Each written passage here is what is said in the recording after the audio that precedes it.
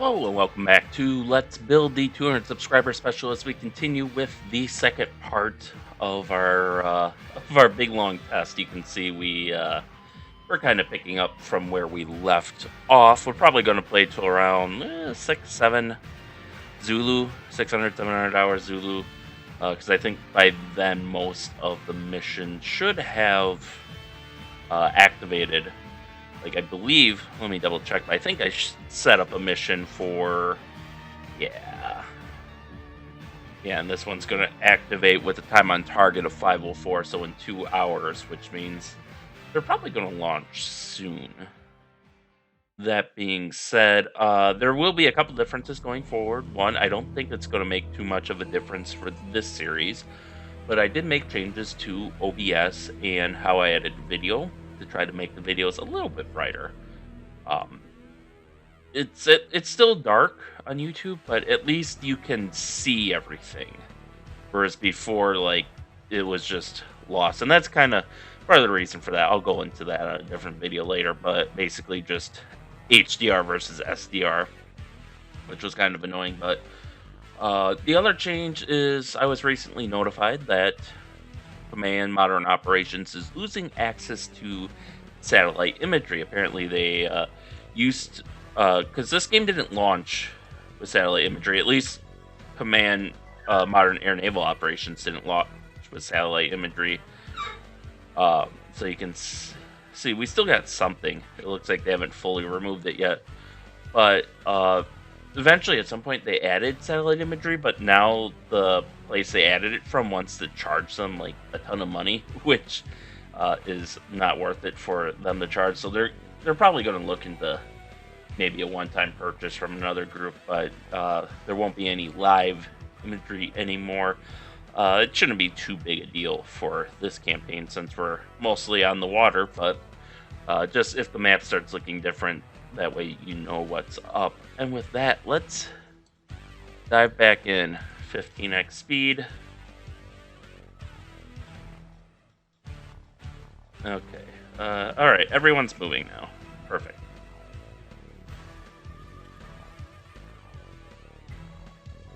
Kind of got some of my people coming back just because I don't want them. We got a huge queue in the landing queue. That's probably our biggest problem right now. Let's slow it down to 5x just so they maybe the game will handle that better. But I also want to sneak in a few. Come on. Deck options. I want to sneak in a few. Get a few sneak missiles in on these guys just to kind of drive them back a little bit. One change that I will have to keep in mind that I do want to make is I think I want to make some changes to the enhanced Sea Sparrow missiles, just so they get used a little more frequently at close range, because I think right now they're a little more limited than I had intended for them to be.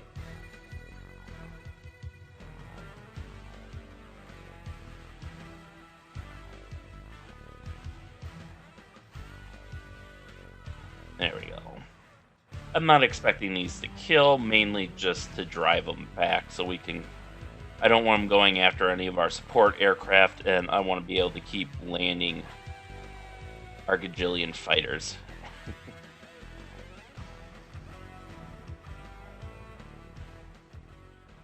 Okay, so what do we got landing now? An F-35C. Alright.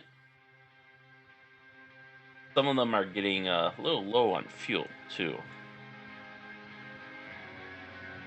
So that's going to be something to keep in mind. Another reason to try to recover everyone as quickly as possible. They can probably stay afloat for a while loitering, but... Then we have the Chinese over here chasing our missiles, which is going to burn up their fuel and weapons, so all in all, it's going to... Oh, are they saying our sono buoys are being jammed? Or, no, okay, it's the aircraft. I was going to say, how do you jam a sono buoy? But I think They're all jammed, so I think it's just kind of. I think the effect is minimal on us right now. Now we can see stuff blow up on Woody Island, which I'm amazed didn't have like an S300 or S400 equivalent SAM on it. So that's probably a change I'm going to make too. It's just giving them a little air defense bubble here. You can see the steps the scenario is into. It's not a smooth, it's not a smooth, continuous. There's too much happening for that, so it's doing it in steps. A little bit better at 1x, but not really that much better.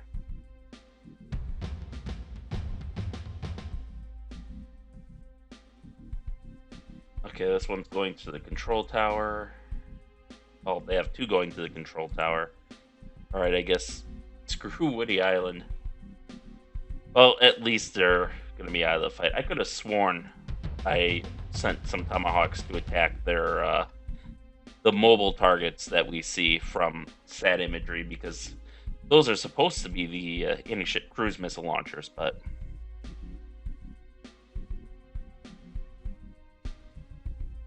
target aim point. Now he's just attacking something random, and he's too far away for me to issue a re-attack order, so whatever.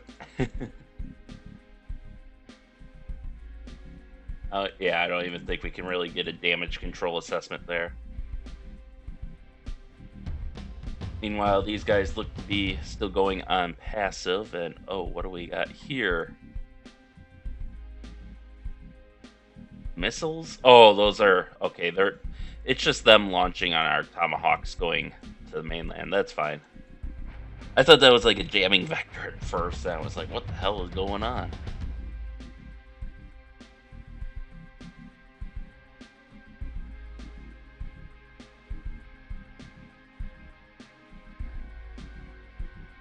Okay, Super Hornet's going to be up next in queue. Okay, some of them actually have a lot of fuel, and I would hope that they're organized by who has least fuel to who has most fuel. But I guess we'll see. Oh, I suppose they all have. Oh, yeah. 55 out of 68. Yeah. Okay, so they are on the mission. They're ready. I think they're just waiting for the appropriate time. When that will be, I don't know. I think we're going to send another. These guys are starting to get a little close too, so we're going to send them a little note saying stay away.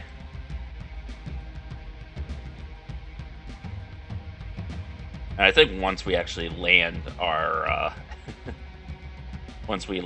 queue of aircraft, things will get better, because we got about 20 aircraft in the queue right now. It's a little ridiculous. But when everyone basically just takes off, looses all their missiles, and then lands, that's what you get.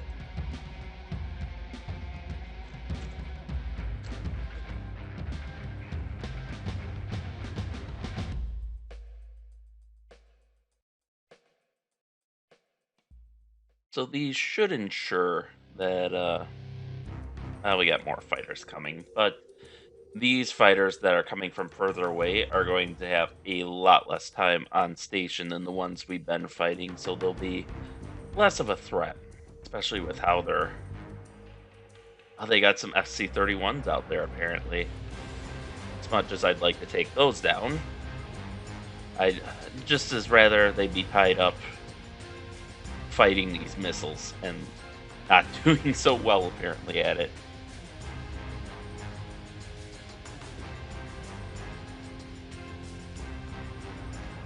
Alright, for some reason I think it only launched one missile, but that should be sufficient to deter both of them. I hope.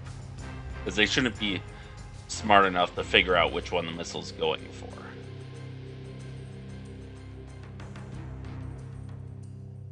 Okay, we got Crossbow 8 landing now. Yeah, he's got about an hour at loiter, but still.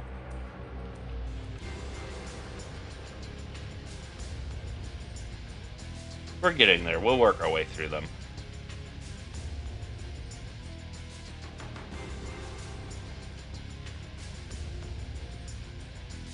Oh, these guys still haven't gone active yet either, which is saying something. So I guess they don't see these guys because they haven't taken any like defensive actions to maneuver. So we got moderate middle clouds, moderate rain.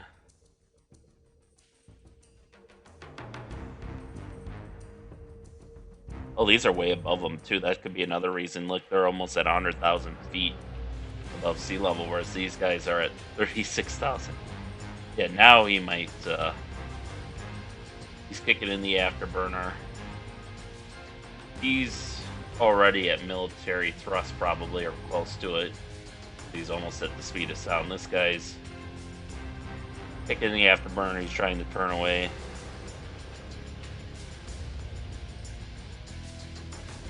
.3.8.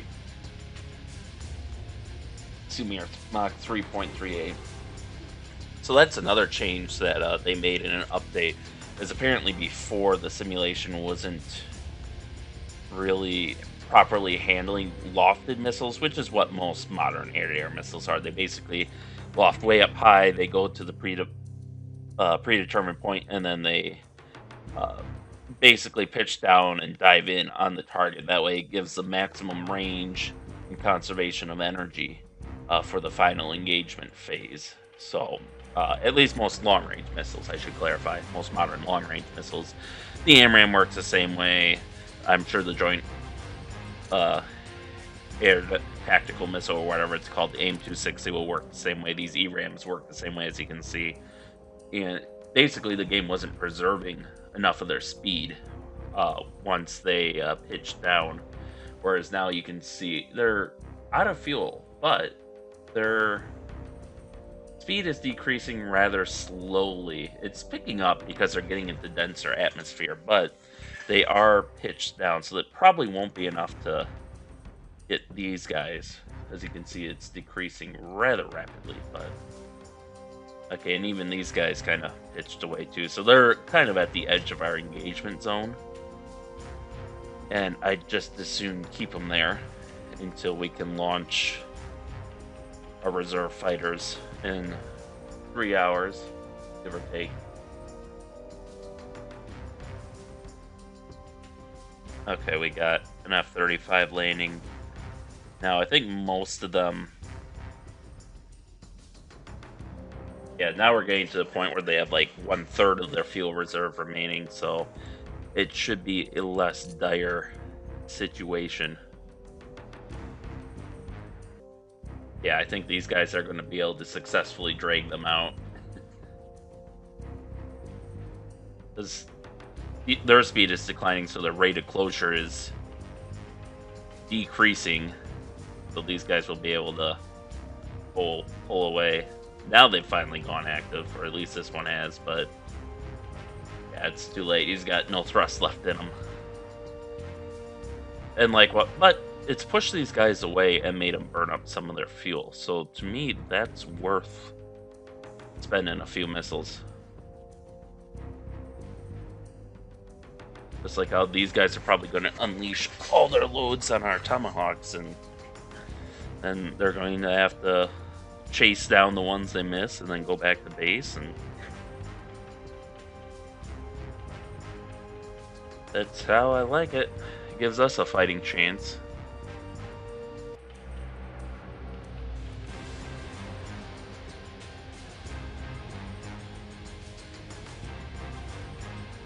It does raise the question of what the losses and expenditures are. So far, they've lost, it looks like 8, 9, 10, 13.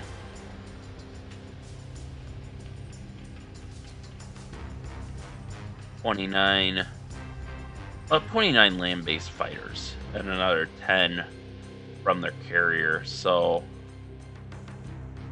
and of those 29, only around 13 are actually their 4th gen ones. So, casualties are pretty light, relatively speaking, for their side. Like, obviously, we would consider them atrocious, but considering all the missiles that were flying about and all the aircraft that were in the air, it's pretty light, all things considered, I think.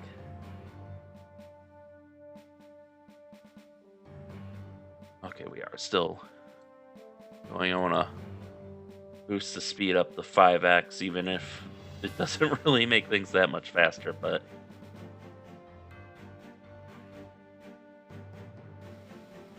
I want my planes back. And we got some sonar buoys up, so those should give us good warning for any Chinese subs that try to infiltrate into the battle group. Yeah, it looks like they're all fleeing from that one missile that's left, so we've got that working in our favor. So just we've probably managed to land 3 or 4 aircraft in the time that these guys are flying away, so that's a huge win for us. The faster we get them on the deck, the faster we can ready them to launch again.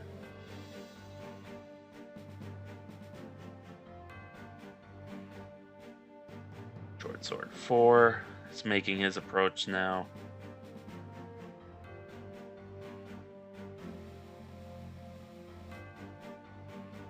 Okay, so those guys haven't launched yet. These guys haven't launched yet. We're still looking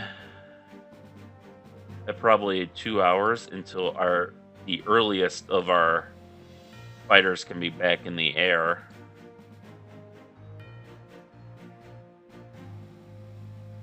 Yeah, I can sort them by... Oh, I guess not. Yeah, 2 hours, 37 minutes. Which is a lifetime. But we'll have to do.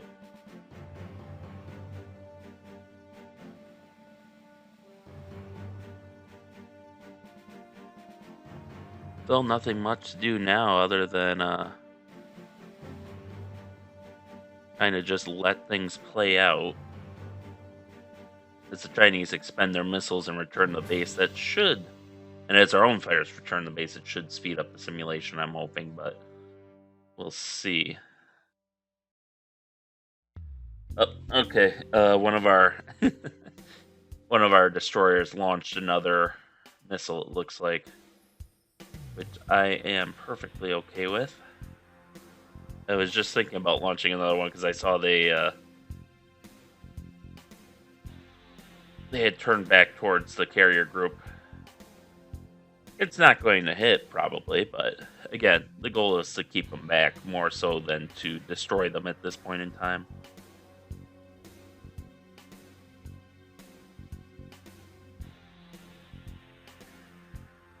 Is this still Short Sword 4? Yeah.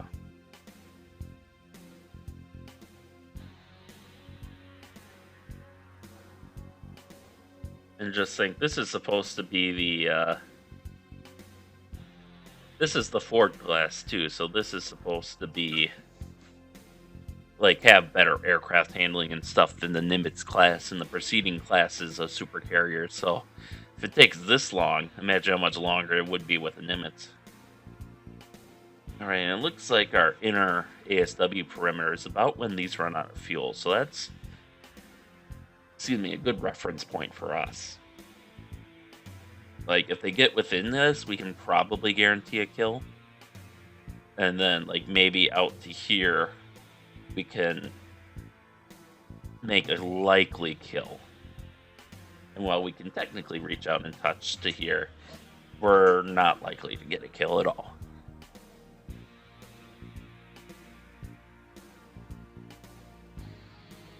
Alright, yeah, we got 4 aircraft flying back here. And oh, if we time it right, we might just slip in this Tomahawk.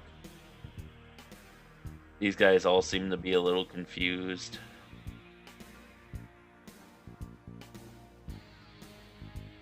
We'll have to keep a close eye on them. We might have to recall some of our, Stalker 1 and 2, but...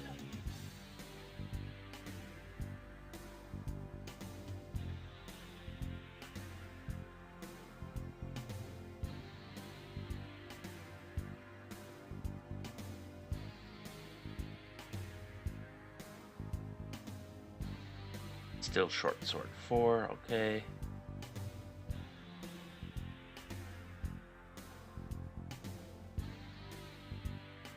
Yeah, now's the hard part, waiting.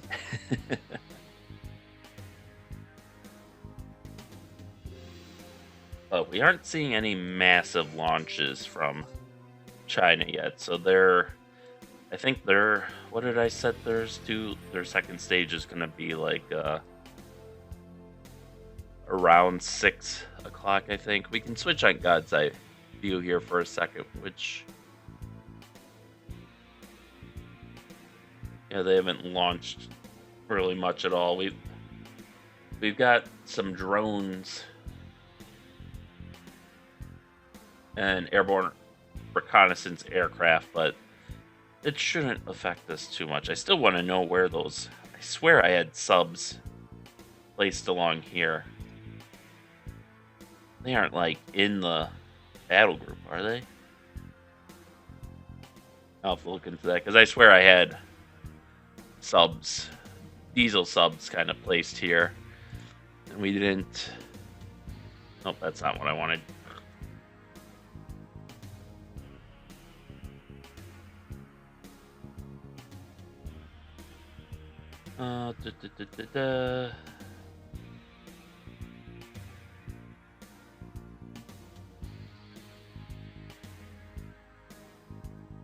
And there shouldn't be... Yeah, they didn't lose any submarines in this list, so...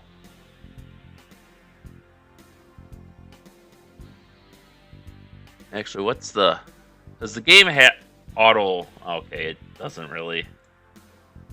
I don't have scores assigned. It used to be they kind of auto assign scores, but I don't have any assigned. I suppose I could, but too much work. And I think we can tell from the losses and expenditures who the real winner is.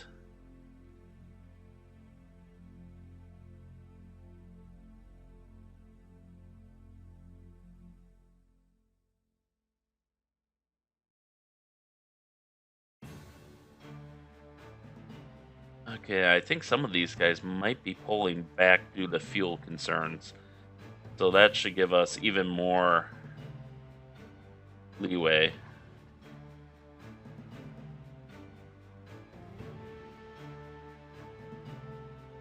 Alright, who's next? L2. Oh, is it you? Hatchet 3? I think you are.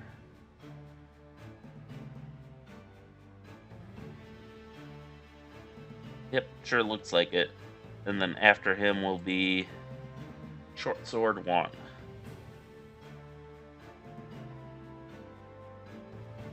So we're getting there. We're getting there. We're up to 70 aircraft on board. About 2.5 hours now until the first fighters are ready again. Yeah, I might even have to break this up into 3 parts just because I don't want to go super duper long, but you're at Mach 1.14, so you're already burned out practically, at least against jets like that.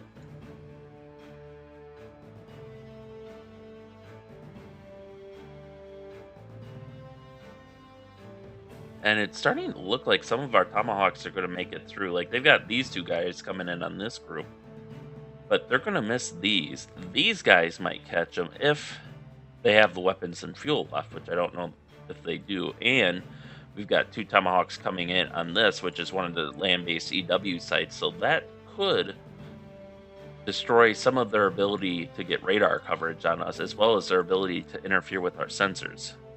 Which I don't think it's huge, like, because they basically got the way those sites work is, I think they basically like bounce radio waves off the atmosphere, so it's not very precise, but there is a lot of power involved, which can make the EW maybe somewhat concerning, but So I guess I don't know how effective they are. Closer the better, obviously, as with any type of EW thing, but as hundreds of miles out like we are, I don't know how much of that energy. I could probably calculate how much of that energy would make it, but that would be a massive calculation. I don't feel like doing that right now. But still, even if we're only losing 1% capability, that's 1% capability restored, which when it comes to their next wave, when they're launching like ballistic missiles and stuff, we'll want that 1% could mean life and death. So, okay, it looks like they just expended a bunch of stores here on this guy. Yeah, it looks like there's also like another electronic warfare site here too, which that could also benefit us as well. So, let's see. We still have a bunch of Tomahawks on our subs.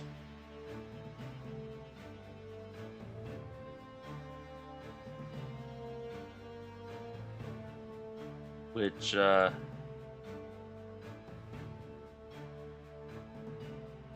think we should use those.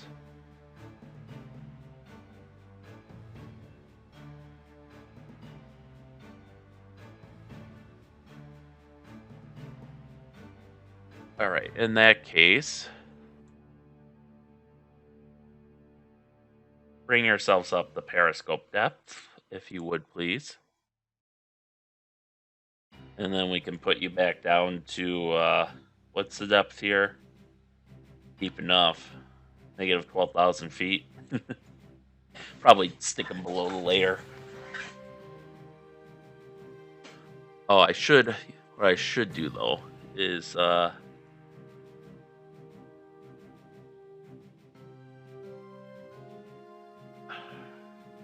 here, avoid cavitation.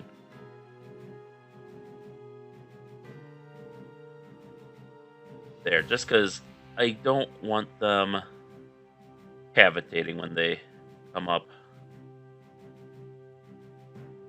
And you can even see, like, this guy's at 50 decibels, he's at 87. So I think they're cavitating, or close to it. I don't know why this guy's so loud, but I guess he is. But we'll let them come up.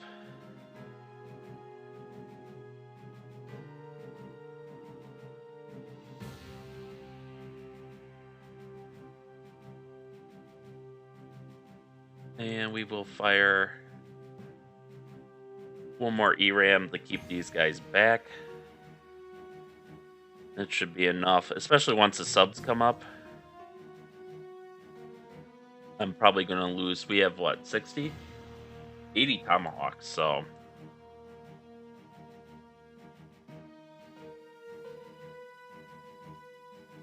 let's see.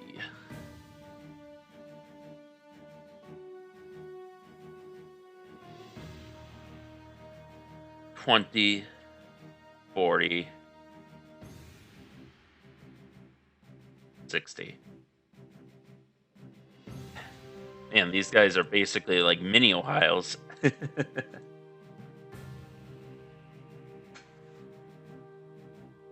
So have fun with that. And even, I'm not counting on many to make it through, but even if a couple make it through, that will make our maritime strike mission a lot easier going forward. And we'll also occupy these guys so I don't have to waste my SM6s. Actually, as far as the last 20 too.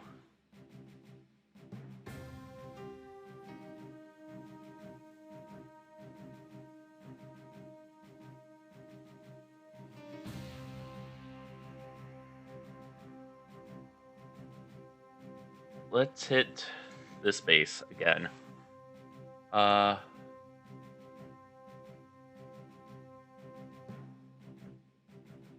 We can allocate 10 to that runway.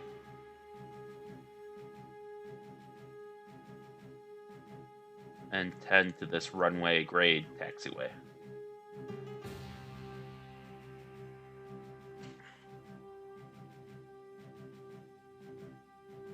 Now that their fighters are kind of spread thin, I think our Tomahawks might have a better chance of getting through.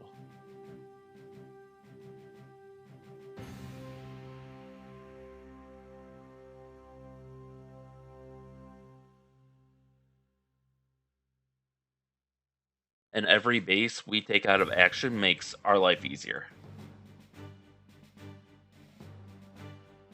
Okay, these guys, I think my SM-6 missiles have had the intended effect in that they do not seem eager to get any closer to us. They are keeping their distance. They aren't trying to come in and engage our SV-22s. They don't want anything to do with us. There's some hesitancy there. Alright, we're up to 72 aircraft now.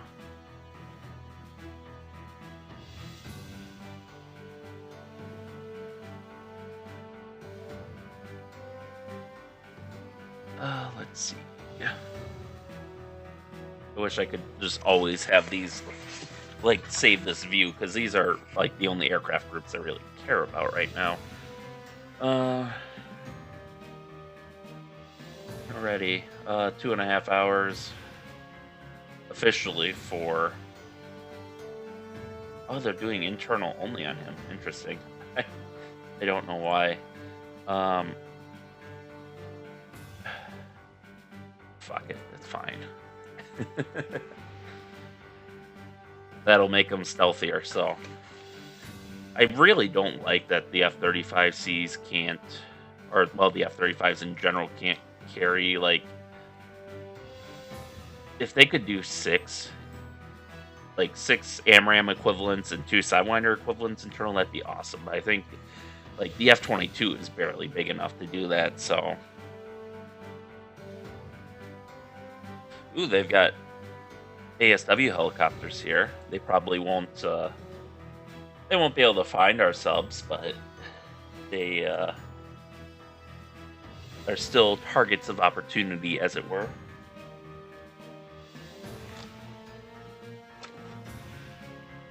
Especially since we're not putting any subs on the coast.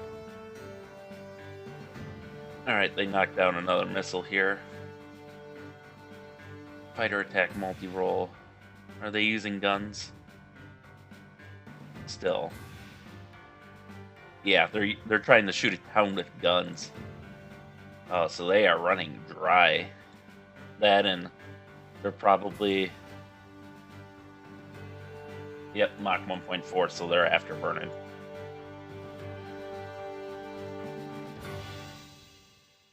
Ooh, we at least got over land here. It looks like they got the last Tomahawk there, but that should run them pretty dry. I don't think... Let's see. Yeah, they're subsonic, so I don't think these guys are trying to intercept these missiles, which I kind of... ILC-4 EW site. Oh, they got a new contact here. Mach 1.1. These guys are there. Damn it. We were so close. But we still might... Yeah, it looks like we'll be able to knock these sites out.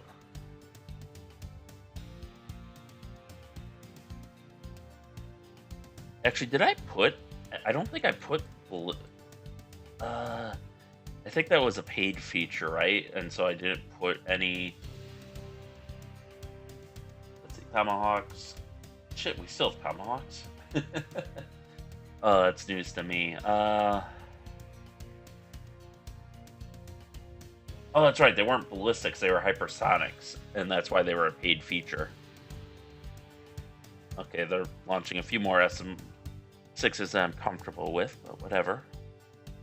The nice thing, too, is when we have that maritime strike package up, they will have AMRAAMs, which... won't quite be as effective as the AIM-260s, but it should let us push back their air forces a little bit more too, so we will have that in our favor. Oh, they got a third one. I was thinking maybe it'd be worth it to try to vector this guy in. Maybe it would be.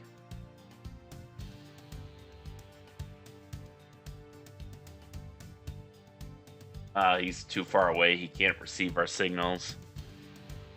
This guy might... I don't have faith in this guy. But this guy just might be able to sneak in. And they might be close enough.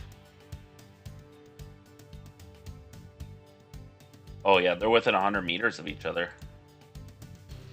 So they're close enough that if even one gets through, there might be enough shrapnel damage to the other one to render it ineffective. Or at least of reduced effectiveness. So this is the thing to watch right now, is if this guy can make it.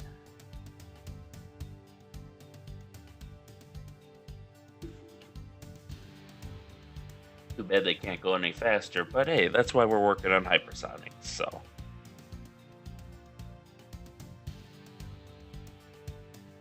"100 feet above sea level. I'd put that down to 30 if I could.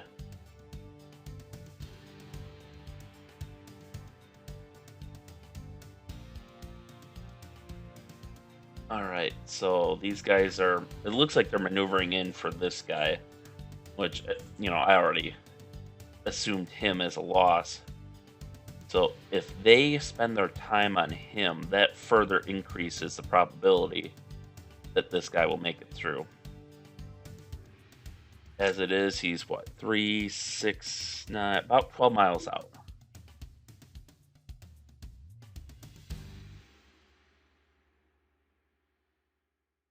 And this guy must be completely dry since he's not even bothering to make any attempt to destroy it or anything. At most, maybe he's just, you know, keeping an eye on it, but...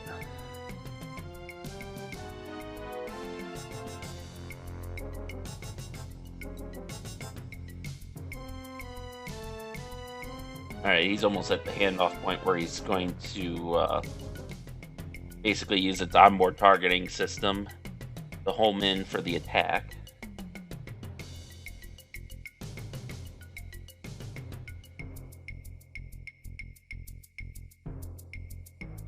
He's got his lock.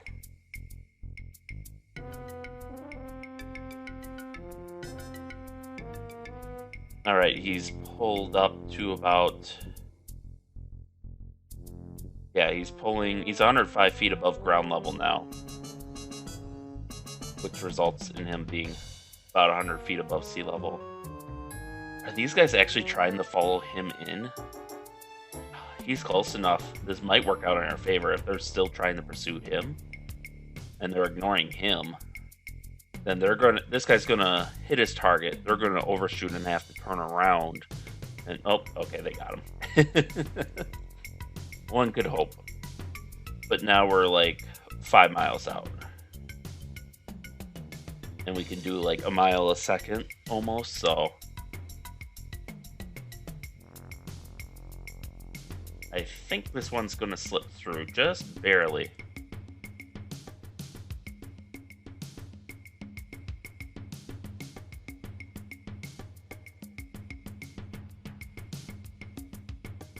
Come on, baby. And he's targeting DW site. Which, yeah, I guess that's probably what I'd prefer of the two.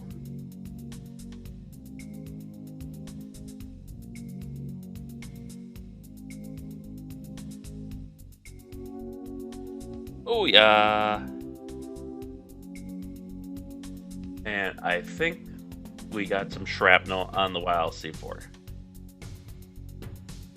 Oh, and they're totally leaving this guy alone, so he might still get some damage in.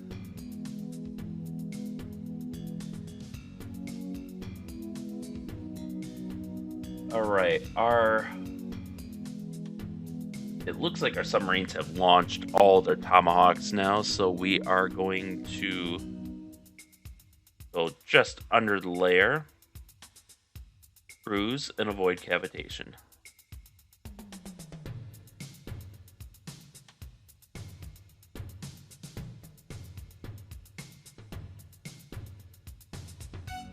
There we go. That should keep them off balance for the next hour or so, I'm hoping. Let's see how many more aircraft we've landed now. We're up to 74 aircraft on board. Looks like Short Sword 7 is going to be next. Oh. No, he's L2. CI3 is flying for us still.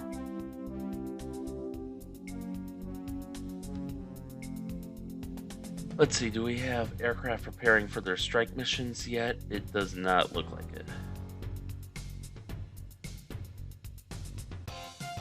Less than 2.5 hours until the first aircraft are ready to fly again.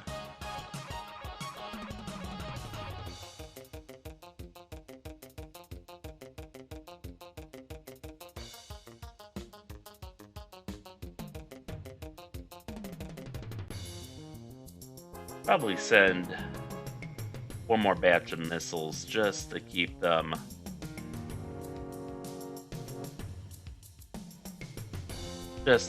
back.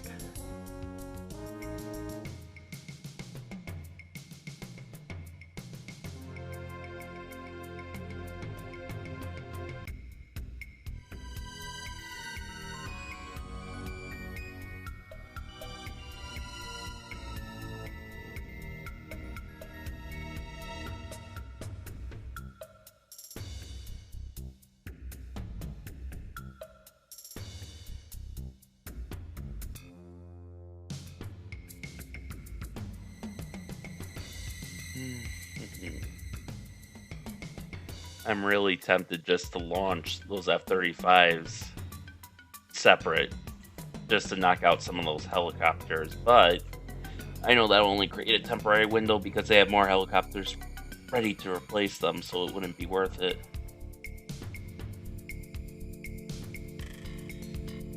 These guys are probably afterburning. Oh.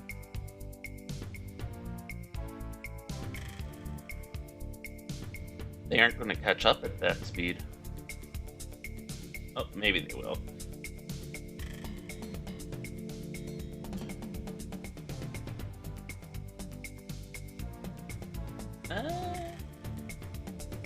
They're at 480 knots, we're at 500 knots, but that's ground airspeed.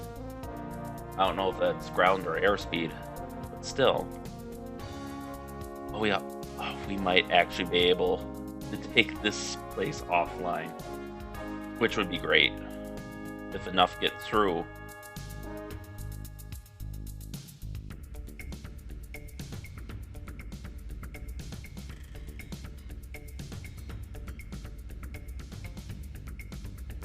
Yeah, okay, they got that other missile. That's expected.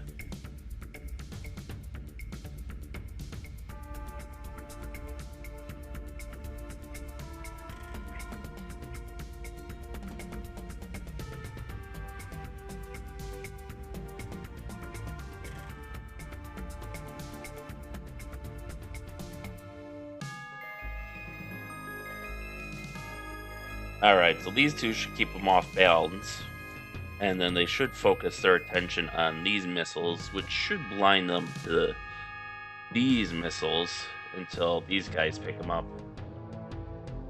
That's the hope anyways. We'll see how it pans out.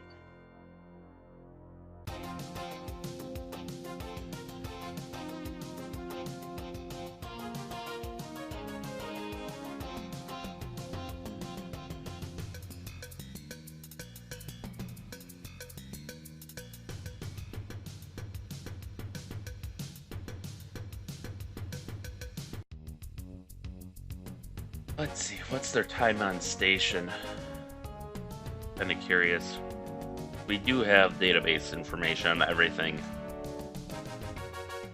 So with the, let's say, air superiority, long range, air standard cap, 105 minutes at 200 nautical miles.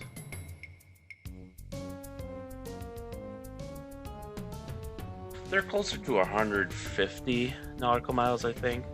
So they're probably going to have more time on station.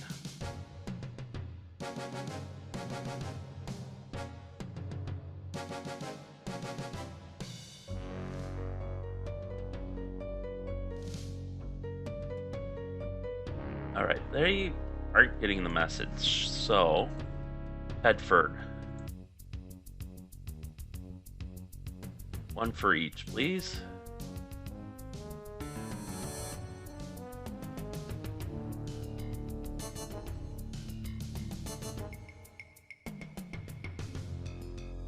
That should hopefully push them back a little bit.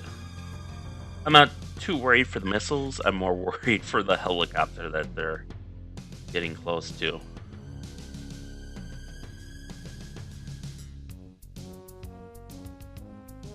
Wow, we might actually get some... Like, these guys might be able to make attack passes because they are really going balls to the wall on these missiles here.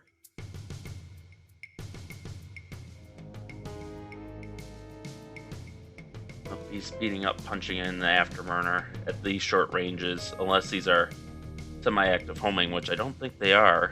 They shouldn't need to maintain a radar lock.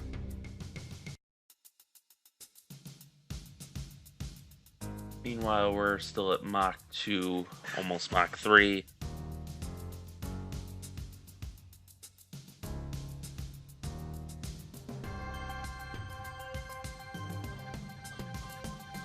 Okay, now it's kind of pushing them back.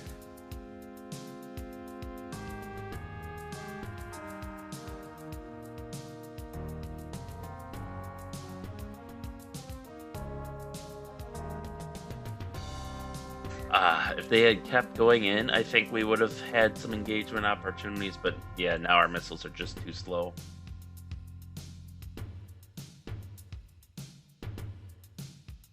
Did we actually have an engagement there? No, petered out.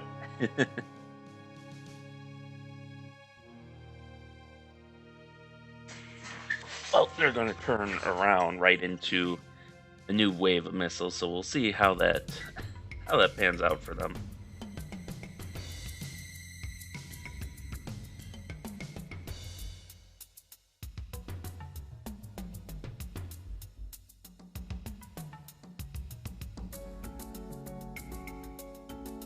They should be a bit lighter on ordnance, though.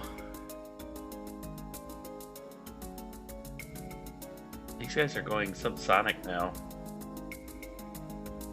This guy locked onto a target, but it's not going to catch him at this point. Yeah.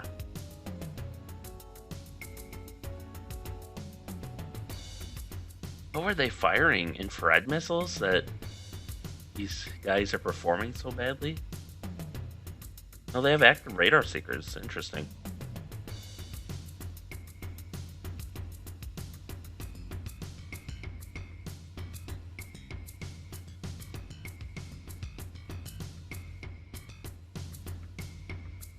Yeah, I don't know what they launched there, but that was a failure of like all of their missiles. Okay, let's assume they went on a heavy cap.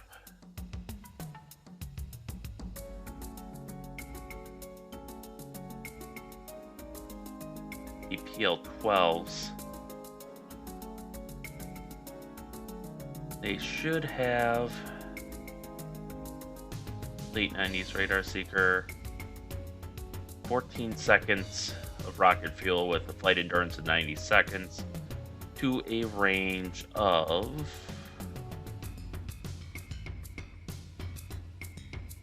50 nautical miles. They're launching these things at like 20 nautical miles, so the fact that they're performing so horribly is intriguing, to say the least. Looks like they're trying to ride them in a little bit longer this time.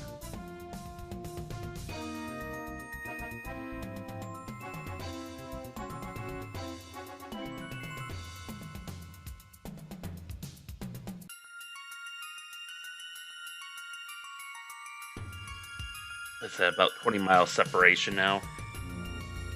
Yeah, they're going to see that radar light up and turn away.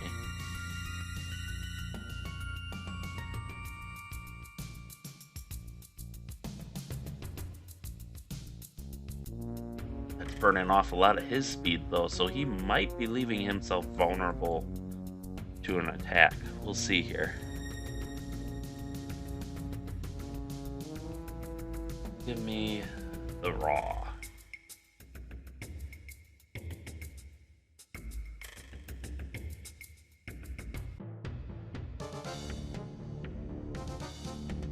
Okay, I think he turned away just in time, but still.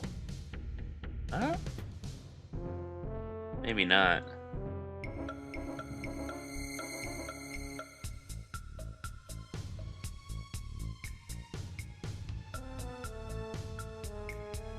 Oh, maybe he did.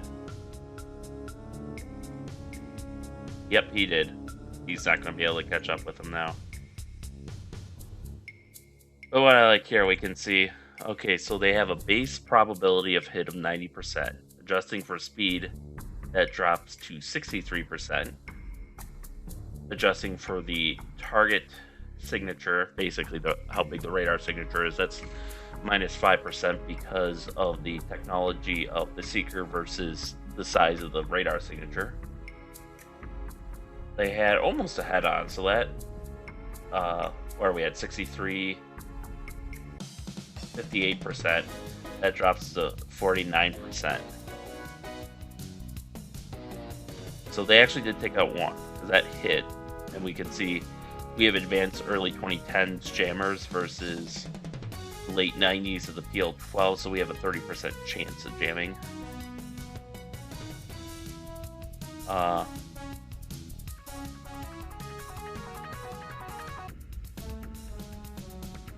There's no way we were hitting those, right? Or, oh, it must be, it's probably these guys landing. Okay, that's fine. I thought maybe it was talking about these guys, and it's like, there's no way in hell we're hitting that, as much as I would like to.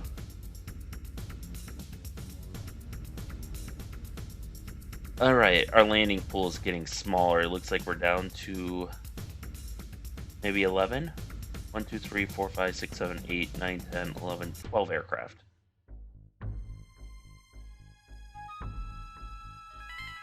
And then we have one touching down now. There we go.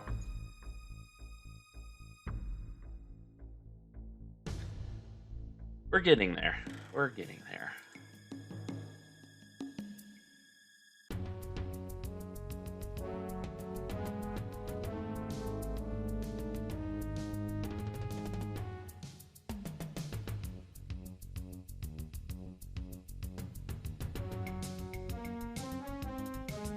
Hours. Actually, it'd be really nice if this, if the time on target ended up coinciding with these guys. Does this give an estimated time on target? I feel like it should, but I could calculate it. Not interested right now. Anything we gotta watch? Oh, these guys should be distracted by that second batch of missiles I sent. They'll be unfortunate because I don't think many will make it through, if any at all, but it should distract them from going after my support assets here. Oh, he's going at Mach 1.62. He's burning a lot of fuel.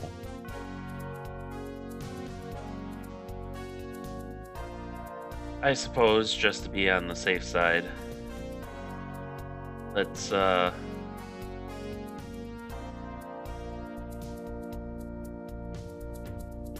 send them a greeting. Keep them back.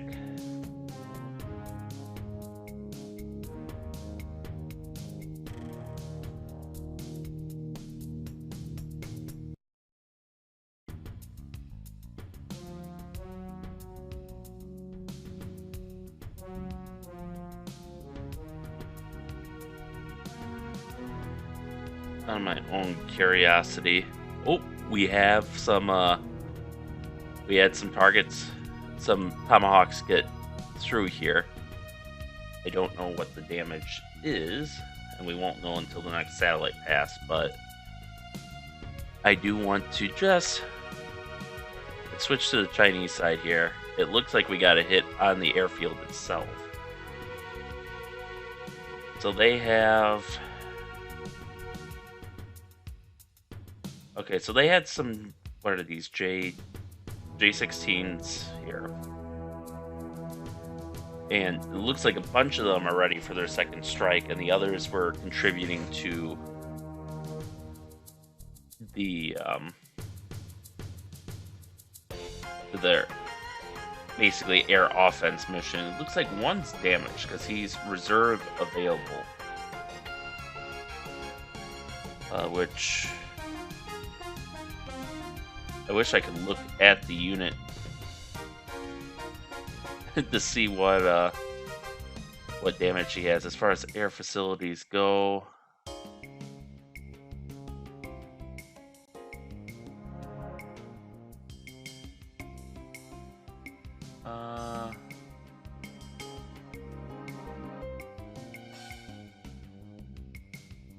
let's see, did we?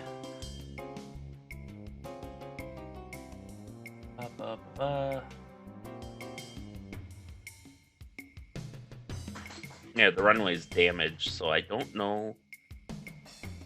We did hit the runway. But they also have a runway grade taxiway that we need to hit. If we can hit both of these, we could probably shut them down for a little bit.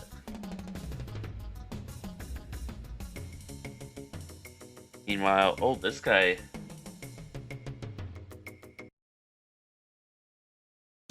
He's got 12 minutes of fuel left. Okay, so he's using his reserve, but he's probably going to make it back just in time, which is a shame. Likewise, this guy has 150 nautical miles left on his reserve. He'll be fine. Okay, it looks like we didn't get any splash damage on YLC 4. But that's okay. Most of these guys... Yeah, these guys are running low on fuel. Yeah, even these guys are at half fuel. They have 204 miles to their base. They'll hit bingo in 9 minutes. Okay, yeah, they don't see the missiles. They're heading for the Osprey here. So if we get those anti-air missiles up, they'll see those, they'll fly away, and hopefully that'll just basically burn their fuel out. Here we can see they're going after the Tomahawks. They have plenty of weapons left, so they're probably going to get through. And they're close enough, they probably aren't going to run out of... They aren't going to run out of fuel either. These guys, though. Bingo fuel, 110 nautical miles to base. But they have 270 nautical miles remaining, so they're probably fine. But if they afterburn in response to that last batch of missiles we sent towards them, they could be in some fuel problems. Yeah, somehow I doubt China would call their flights Mexico, but these guys are also on bingo fuel. Again, they have enough to get back to base, but it could be a problem if they afterburn. As far as what's left, they actually have... Okay, they have another air patrol coming up. They have these guys a maritime strike, which I think is timed to coincide with the second strike mission. That's why I'm hoping to punch a hole through the carrier's defenses so we can stop that before it happens. Oh, we do have a satellite going overhead. And these guys should be on second strike. Which, if we check in the mission editor, active trigger, time on target is 5 o'clock. So probably a bit earlier than our strike will get off, because they're actually timed for the same amount of time. And who knows, maybe they just cancel each other out. we can see a lot of flights still assigned, a lot still in reserve. Second strike. I'm on target 7:30. Okay. So we gotta make it to about 8 o'clock.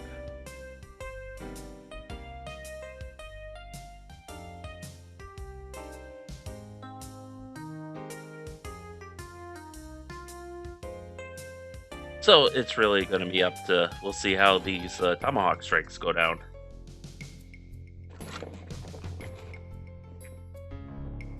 I will say more of these got through the fighter screen here than I thought would get through.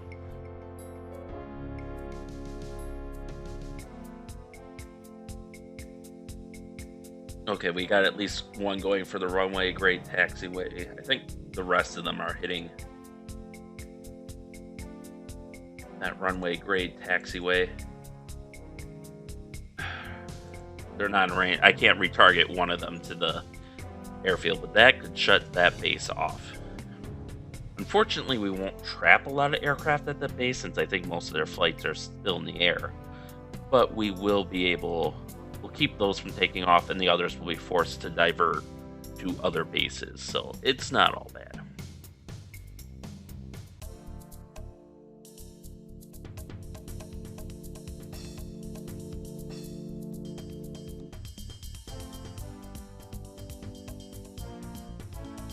Let's see, he's at Mach 3.5. Are these guys picking up speed?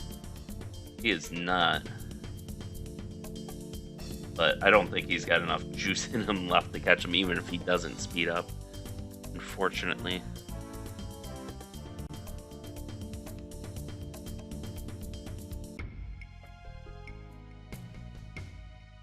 Likewise, these guys are just losing out at Mach 4.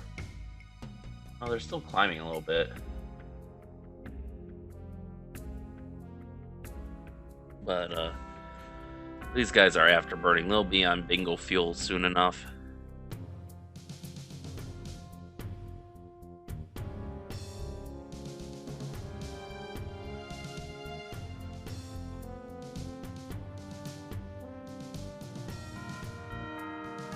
If we're really lucky, they'll afterburn right into these missiles.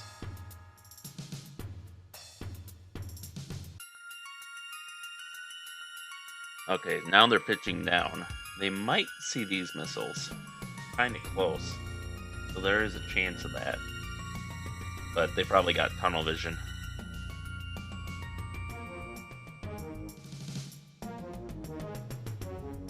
$36,000 feet, no change. These guys are pitched down. So that'll help preserve their speed a little bit.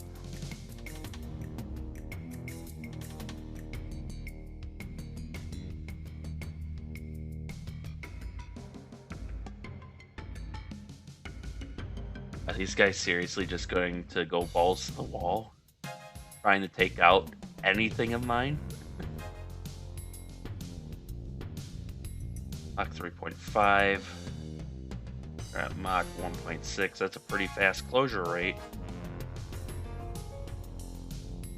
This is the closest our SM-6s have gotten to an aircraft in a long while.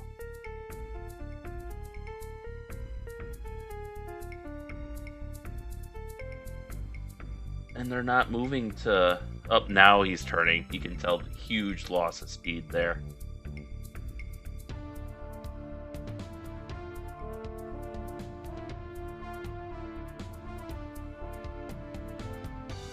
Oh, he burned a lot of speed. And at the absolute last minute too, the mad lad.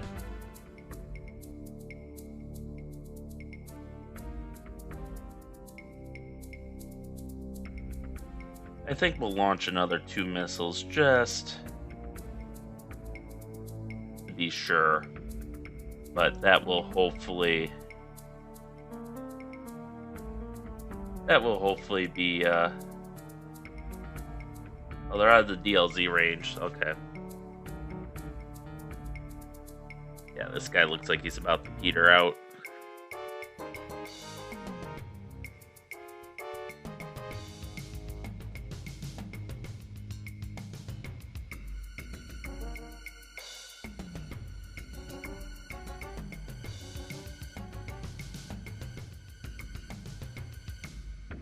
we got FC-31s coming in. They should be able to detect these missiles and lock in on that.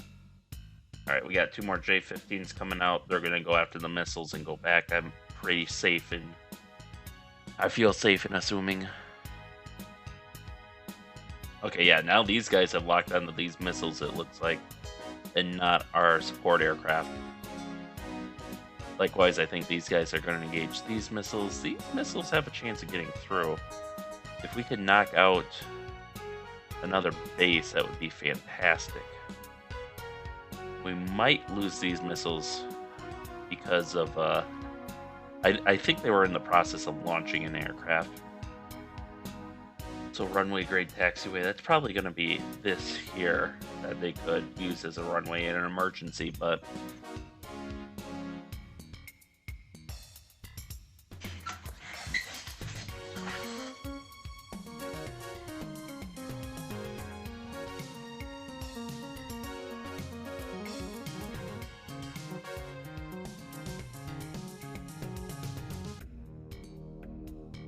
man, Raytheon stock would be having a really good day if this was happening with all the Tomahawks we've let loose. I forget, are they the ones behind the JASM and the long-range anti-ship missile? I can't remember if that was Raytheon or General Dynamics or Lockheed or Grumman or who makes that one, but I don't suppose it says. Probably not. Just use this as an example. No, it does not say anything about a manufacturer. Oh man, these guys might not even hit all of these, which would be great. If some of those were allowed to leak through.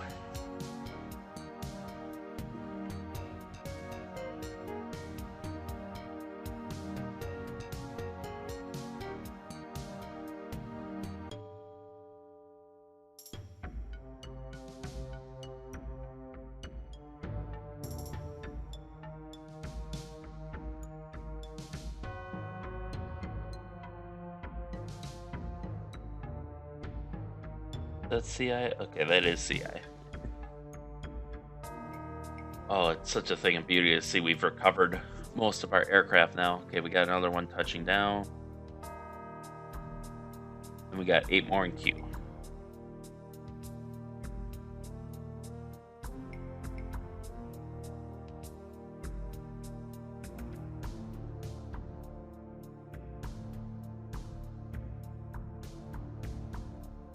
Jettison? Is that jettisoning fuel, or I don't know. No, he's gonna have. I wonder if those are external fuel tanks that he's got. In which case, it would be nice to bring them back, because then we can just refuel them and reuse them. No need to, do a bit of recycling. No need to waste it. Although I don't know what military policy is on those. They might only be designed for single use too. It's always that to consider. Well, just enough to get through one mission without leaking, and anything after that, they're worthless. Well, it'd be still be nice to recycle the metal.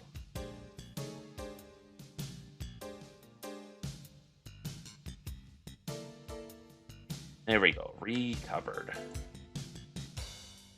Got 80 aircraft on deck now.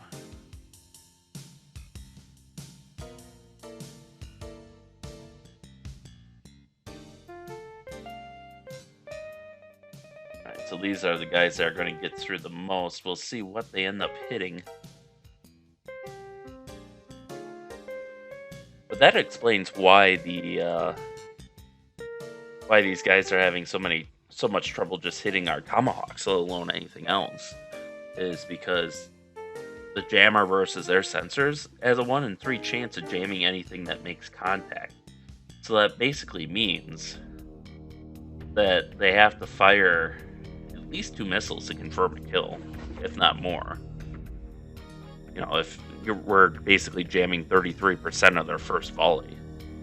Or, well, 30%, but close enough.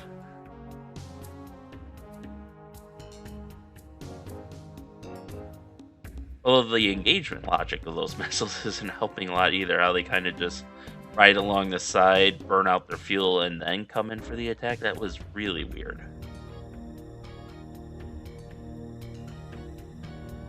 Alright, we got some more SM6s out, so this will force them to keep their distance. I don't think it'll do much for saving missiles, but...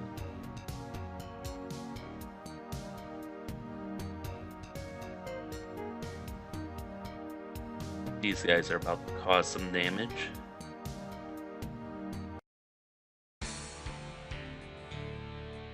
Yeah, so just the amount of ordnance that these Tomahawks are sucking up from them is astounding.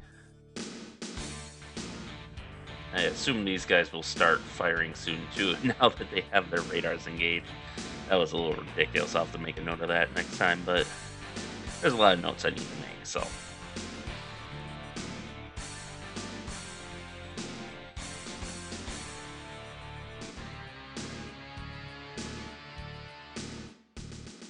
so we got landing now, Hatchet 7, Super Hornet Block 3. His tanks are empty, but he's still got a ton of internal fuel.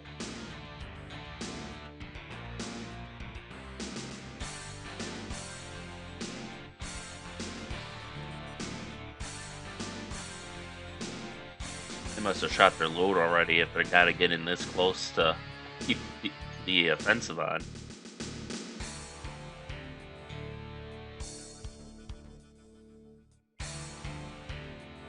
If the AI was smart, they'd vector these aircraft in to intercept these missiles. And it looks like that might be what these guys are trying to do. Except they're too far away, so if they're after burning over, they're just going to run themselves out of fuel. Yep, Mach 1.6. So those aircraft are essentially out of the fight because they won't be able to catch up with it, and then they'll have to go back home. That's some brilliant command logic there. And these guys are making their attack.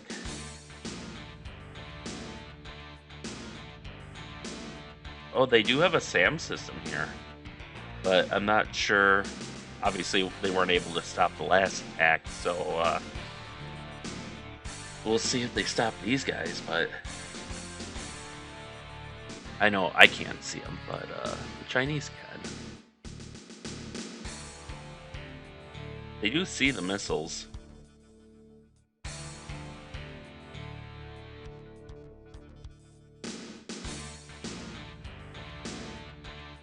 Wow, what a galaxy brain move. The SAM battery they have there can't engage targets that fly that low. Oh, galaxy brain move, China. Galaxy brain move. Meanwhile, let's see what's up with these fuckalos. They got PL-12Cs, which are medium range, right? Yeah, 50 nautical miles, so they must have a really shitty sensor or something if they got launched from that super close. And they see some... Who's spotting these? Okay, so basically their AEW helicopters are doing what they're supposed to here. Those guys are flying back. We can see these guys have a decent amount of fuel for now, but it's going to dry up quick. Yeah, at their current speed, they'll burn in about 23 minutes. And they're only increasing the distance they have to fly back to base, so they are effectively out of the fight. I did want to see.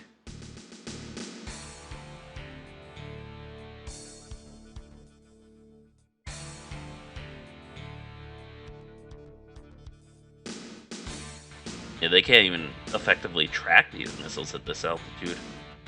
We're going right over the city too, so you know there's the someone's taking cell phone footage of these explosions and putting them up on the internet.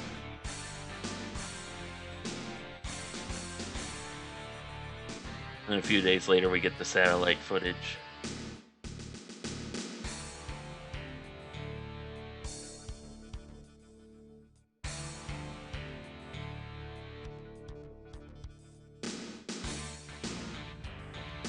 probably that's what they're hitting if I had to guess.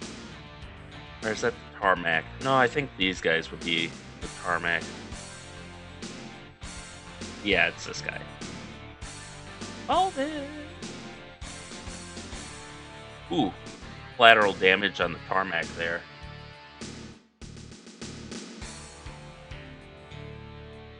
These were readying, but I think they're on the tarmac. Oh,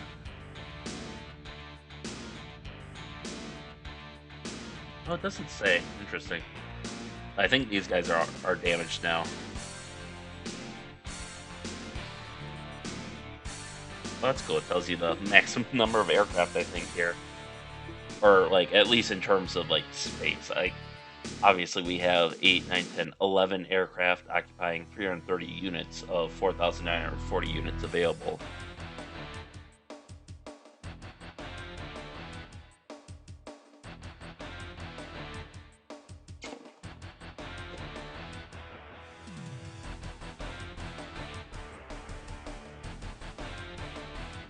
Yep, I hit those 3 again.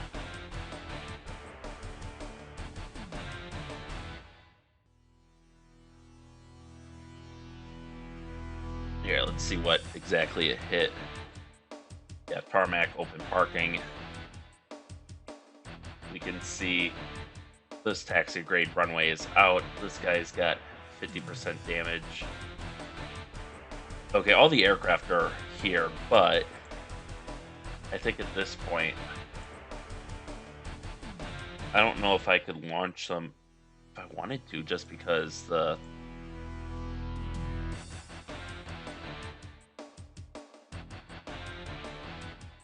they still show up on the list, so I don't know if it's knocked out, but yeah, I certainly wouldn't want to take off of it.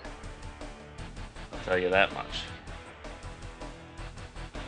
Alright, it does look like our Tomahawks are coming in for their attack run too, so we'll watch that, and that's probably where we'll leave this episode off then. That's because, as you can see, we're almost to 4 o'clock, and we have yet another hour before we even start thinking about launching, like, the second strikes and stuff.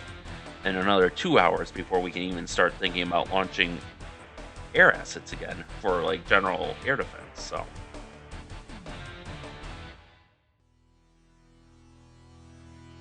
Let's see if any of these guys manage to get through. Oh, this guy is so low on fuel. Unfortunately, he'll make it back to base. But who knows, maybe some of our Tomahawks that were targeting the carrier will get through. Only takes one to throw off his, to make the carrier not combat capable. Pop up the message log here too, because then we can see the endgame in all its glory. Yep, in this case, the Tomahawk managed to jam the enemy SAM. So that was one missile just completely. I will move it there because that's all we really need to see. So in that case, it's just completely wasted.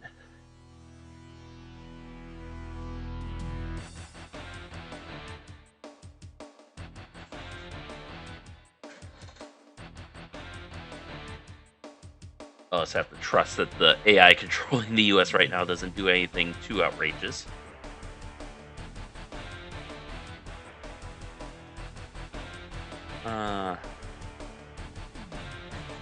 You want to close in for the attack. Actually, we'll make this change. So, yeah, we got 4 subs there.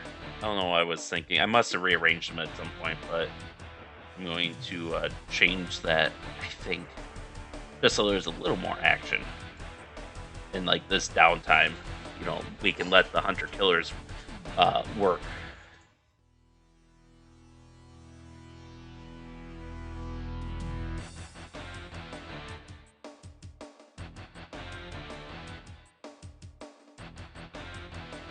Is this the... Oh...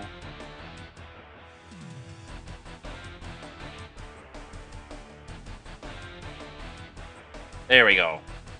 It's like, this feels a little simplified. So, yeah, now we do need that whole window, but... Failure, but miss.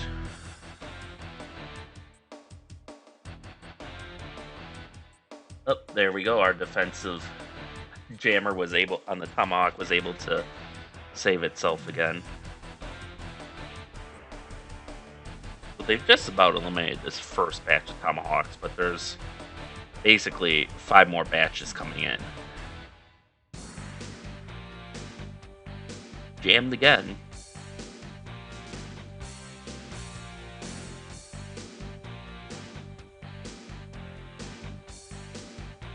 We'll see if they have better luck with these. They're starting to engage the second group now.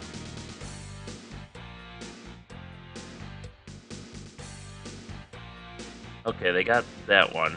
The second group's still a little too far out, I think, for them to optimally engage. As you can see, he's running out of fuel right before he makes contact, so the degradation isn't much, but there is some degradation and capability there, whereas everything like around here is going to have a full probability of hit.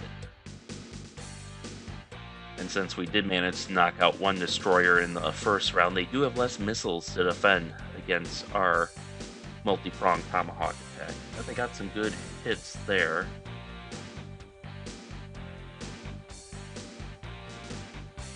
Yeah, that jammer really plays an outside role once they have fuel left.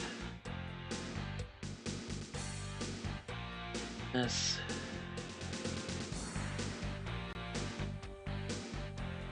Well, did they just launch another? Where are you? Nope, he's recovering.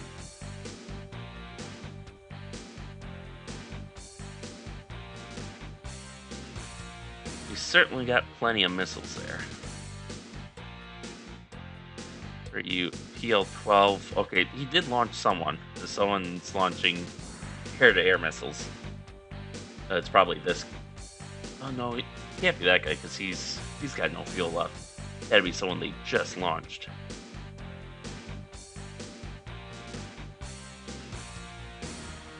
Yeah, you can see they're on a roll with jamming enemy sensors. Let's zoom out a little bit. I want to see where those other 2 Tomahawk legs are at. Okay, those guys are starting to come in. These guys will probably get there first. Unfortunately, the AI doesn't seem to be really good at giving them all same time on target, but oh well, what can you do?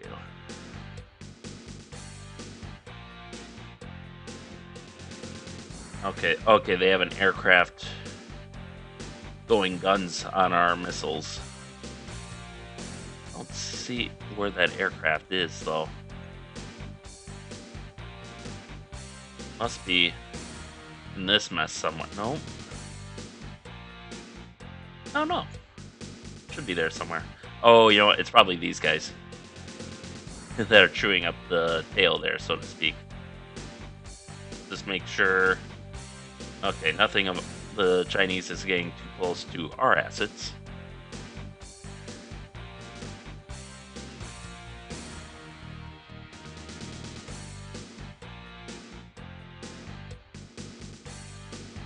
Okay, we see they had another flight go bingo and go back home. Defensive jammer worked.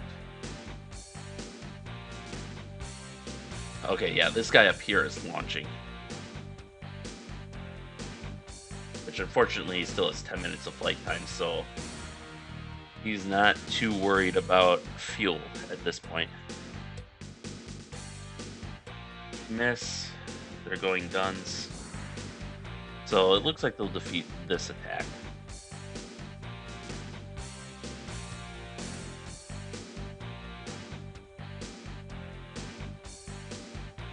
Jammed, missed. Okay, that one hit.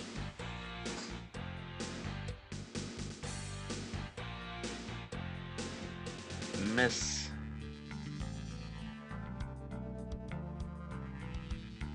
Okay, they're starting to use the HHQ-9s, which are short-range missiles, I believe.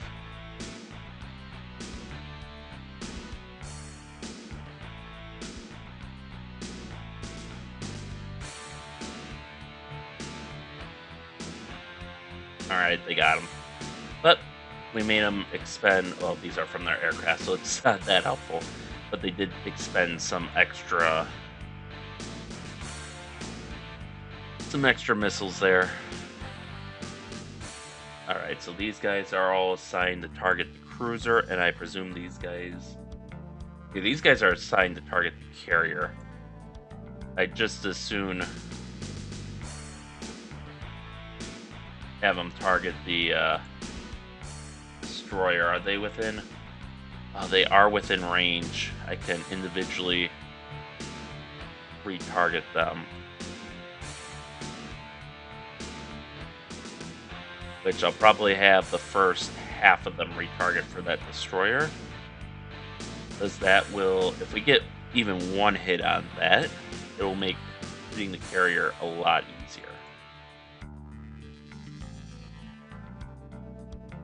There. Let's have two more retarget.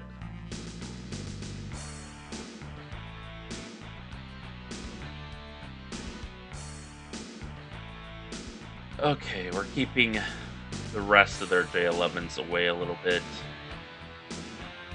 These guys are going to... Okay. Our queue is actually really short now.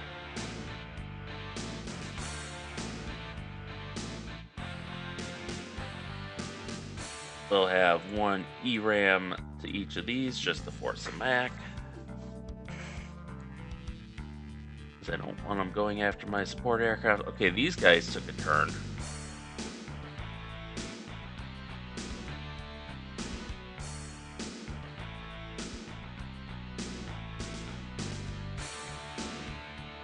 Alright,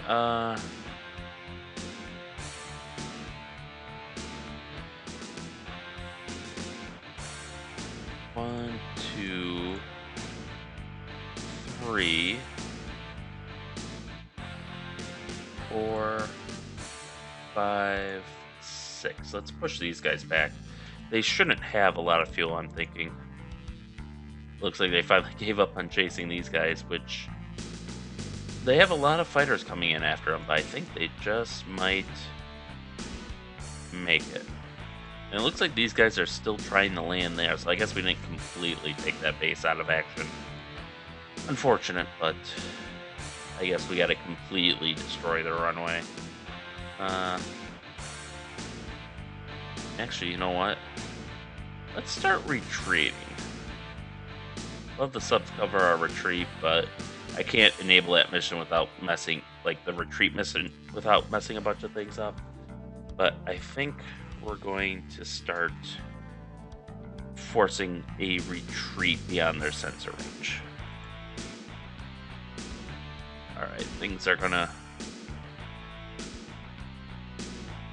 start they're gonna start getting interesting on the Chinese side again, so I want to switch to China. There we go. Well, these guys have more fuel than I thought. Oh, they're an hour away from bingo. It's actually going to be somewhat challenging to keep them back, unfortunately.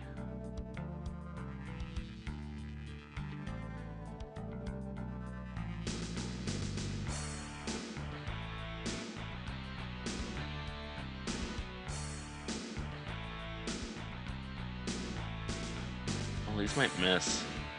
These don't look like they're...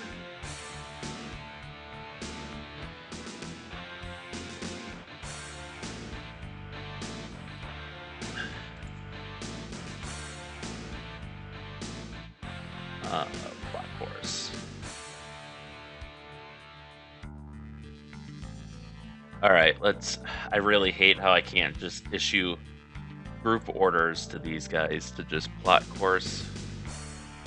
Oh, I can. Okay. I just can't I can't right click on them. I gotta... Okay, so let's do that just to fix them, as we've seen that problem before.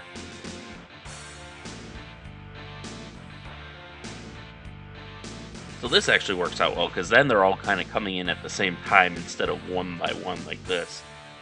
Looks like there's one wayward Tomahawk that didn't get the message.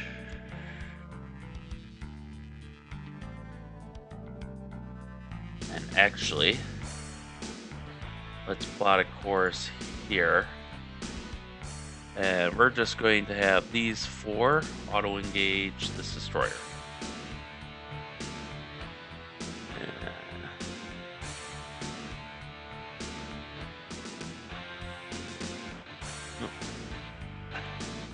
I don't expect them to hit, but it should give him something to occupy his attention while everyone else heads for the cruiser.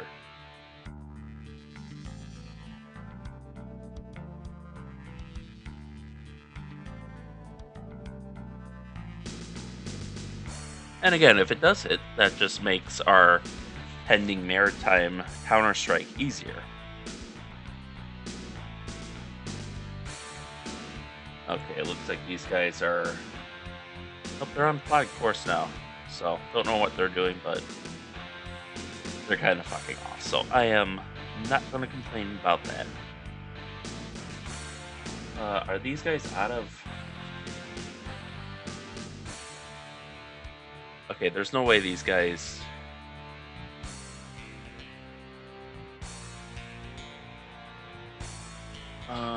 Okay, so the carrier is out of weapons range.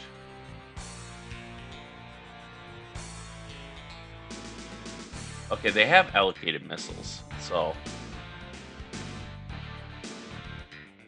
they should be counter-firing. They've auto-allocated.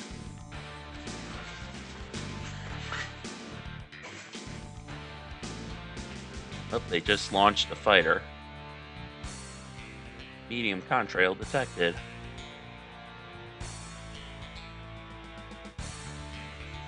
Okay, you know what? I don't believe you.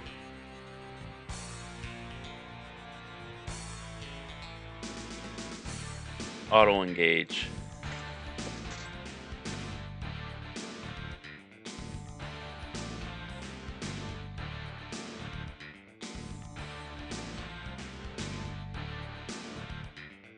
Auto-engage.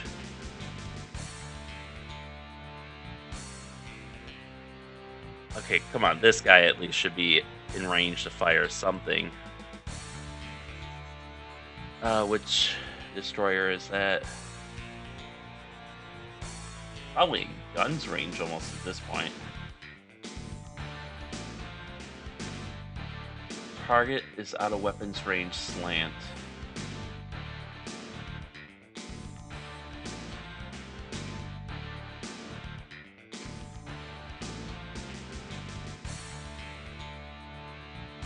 There is like a complete failure of Chinese command and control here. I don't know what's causing it. Okay.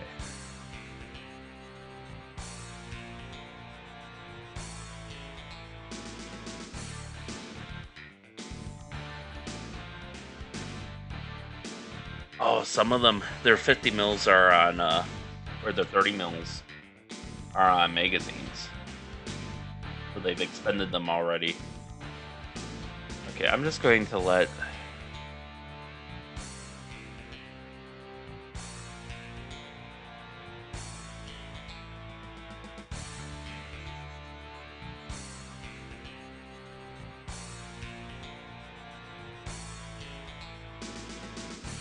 Okay, I'm just going to manually allocate some, and then I'm going to switch, I guess, to...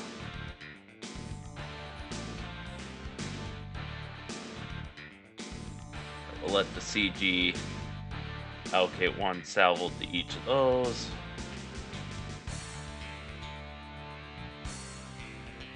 And I'm just going to, just in case me being the player, like, being the player on the Chinese side is somehow messing them up. I don't think so. There's just something wrong with them.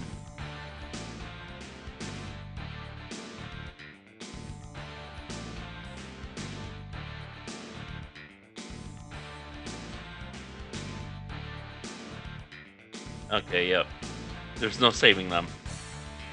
which I can go over and try to manually, because now this guy should be within guns range.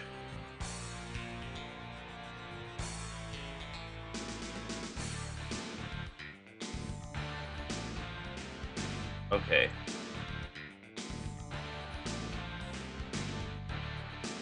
So these HQ-10s should be firing.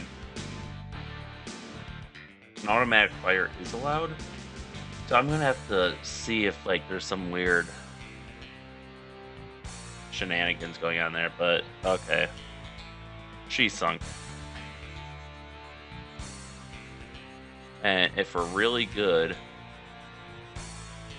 Okay, we cannot issue further orders. This one did retarget though.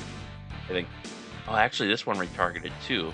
So they're going to be able to knock out that destroyer. This one's probably going to go for the AoE. Yeah, I don't know why the Chinese just freaking completely failed. Like, I don't know what happened here. They had everything going in their favor to shoot all these down. I'm going to have to investigate that because this strike shouldn't be as successful as it is.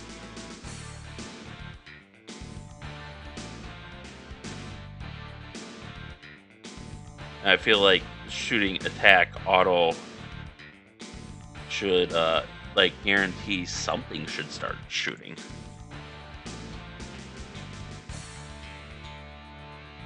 Okay, they lost the... Okay, there we go. 30mm. Knocked it out. Oh, okay, another destroyer got hit. The carrier is launching missiles. The cruiser should be... Honestly, the cruiser should be...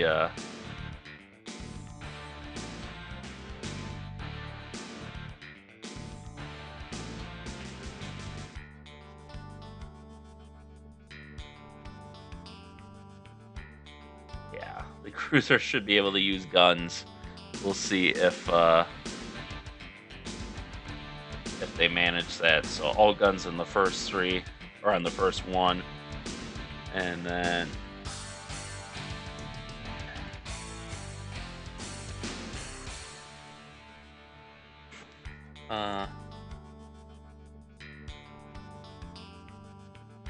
close enough. They did allocate weapons, but just like way too late. And it's like, okay, so they got that one. All right, now that, okay, now I've got them launching missiles, but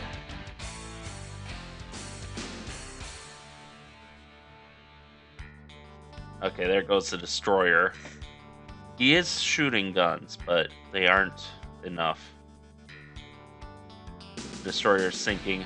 More Tomahawks will reassess. I don't know why they failed so badly. I wonder if it's just because I have so much going in the air that maybe the behind the scenes calculations weren't going right. I don't know. I will have to look into that. But yeah, the carrier's toast now. They might shoot down a few with guns and missiles, but... Oh, there's going to be friendly fire there, because the cruiser was firing Sea-Wiz into the carrier. Yeah, like he's targeting that, but it's just going to hit the carrier. Yeah, they tried to fire off flares and chaff rockets and everything. Really? Single spectral flares? Wow, that's 96% penetration achieved. Zinzin 1 was destroyed. Was in the hangar and has been destroyed. Cruiser is basically done for at this point. The carrier is a tough cookie. Yeah, cruiser sinking.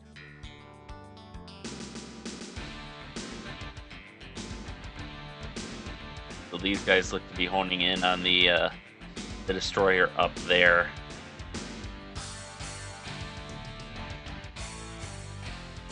Honestly, I don't know a Only 39% penetration. That's interesting. Wonder why the penetration is so low on the carrier.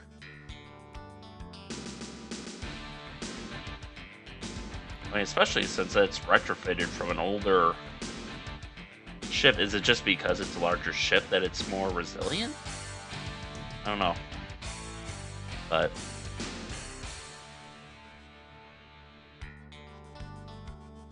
yep, that's not going to help.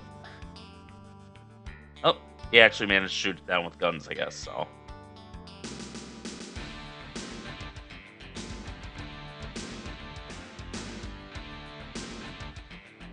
Alright, they had they had one achieve 50% penetration. It got in the hangar, and it looks like it destroyed most of the aircraft in the hangar. Yeah, you see the splashes from Sea Whiz guns there and debris and whatnot.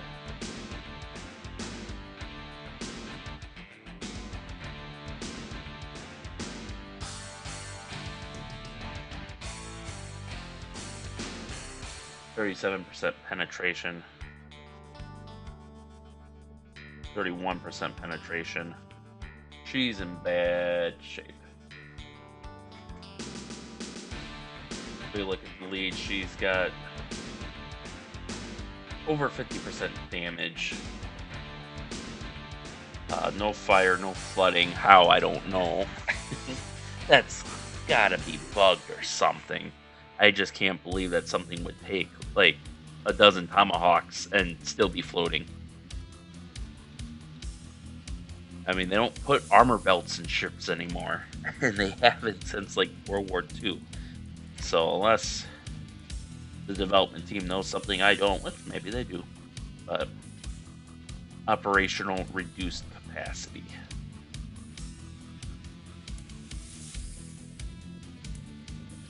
Flight Thud 31 has no units left. Dissolving. This destroyer is still fine. AoE is fine. The Tau is fine. The Hohat has no fire, no flooding, fortunately for them, but their hangar's been hit. Really, they use diesels? Interesting. Or no, it's probably gas and diesel. Okay. Yeah, I don't know why they only started really firing at the last minute after I told them to fire, but one of their VLS cells is damaged, so they probably don't have. Well, they have about 48 missiles left. But yeah, this battle group is in complete shambles.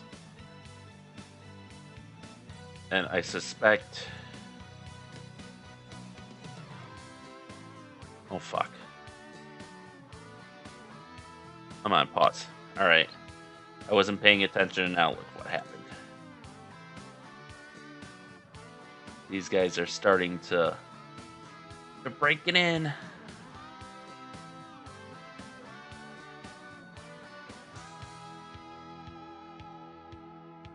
Out of DLC range.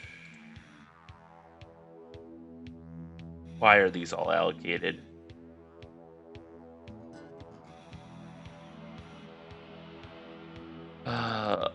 Plot a course back for now. Everyone, plot course back.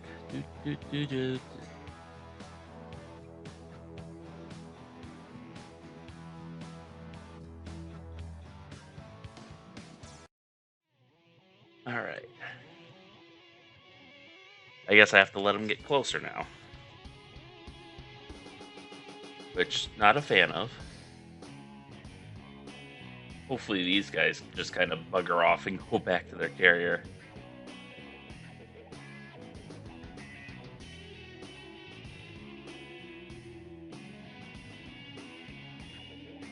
Surely this guy is in... Oh, okay.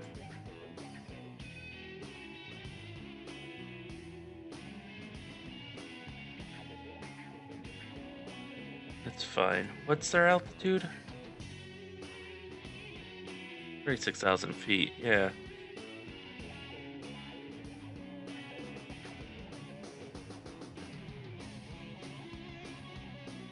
There we go. Now we're in.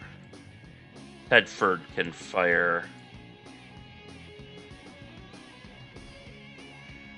Oh, they're even within HVP range, which is way too close for comfort.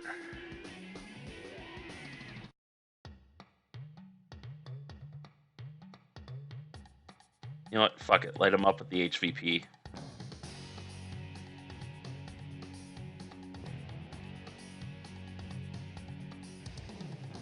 Rounds, go!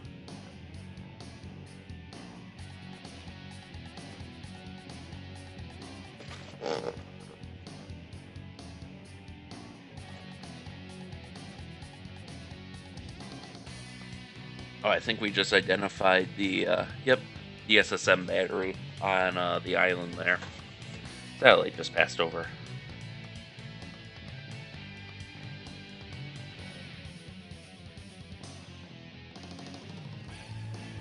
Let's see, these are going very fast. And they are really dead set on doing some damage.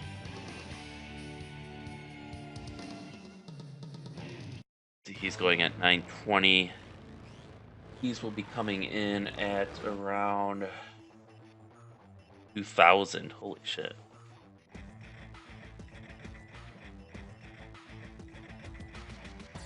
Alright, someone's shooting Tomahawks again.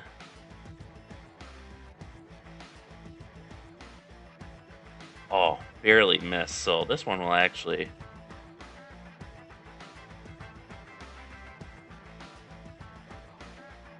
Yeah, I wouldn't want to take a 5-inch cannon hit either if I was... Alright, Tedford.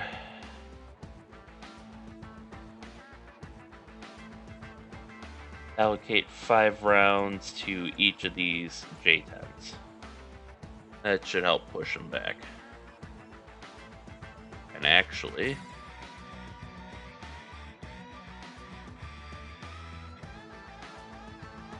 Okay, I cannot re-engage with these, which I was kind of hoping, since they do have a guidance package, that's why they're able to steer. But apparently they, what do they have for comms? Sensors?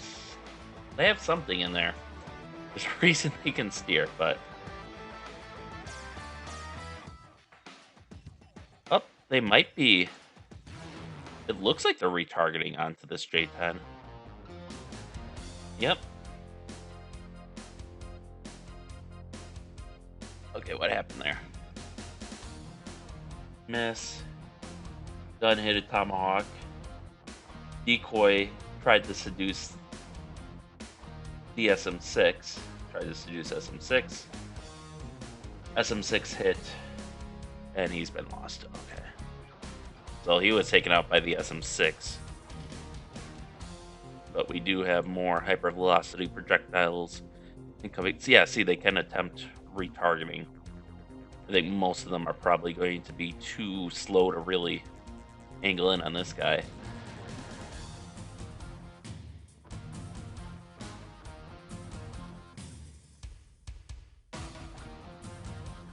So these might be able to retarget him. Or him. So what are these J10s coming in? Yeah.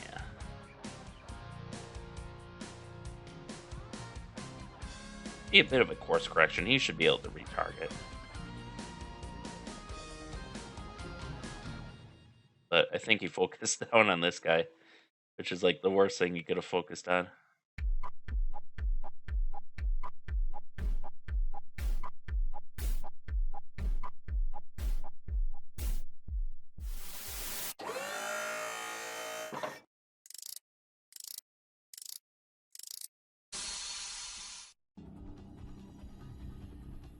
Oh, alright. Well, we'll hit him with one more SM6. He should be basically dead to rights.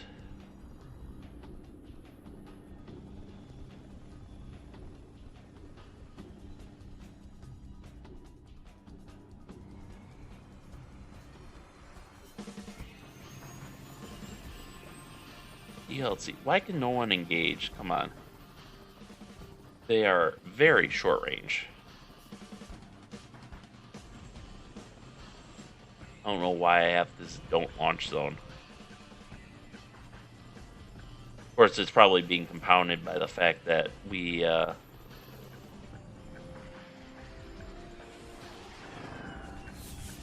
fair enough. I don't mind using hypervelocity projectiles at this range, but I think it's partially compounded too. As you can see, we're turning around. So like this guy, for example, his gun doesn't have an angle anymore. This guy does for now, but that angle is going to disappear, I think. Part of it might be if we're slowed down. Maybe we're not adding our speed properly to the missiles. Not that 30 knots is going to do a ton, but...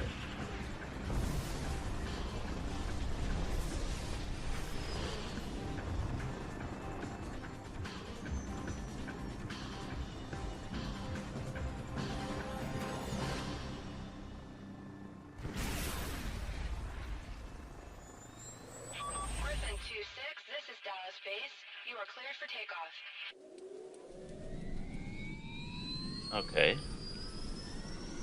Hopefully they retarget onto him. And we don't have to launch any more hypervelocity projectiles. Attempting retargeting.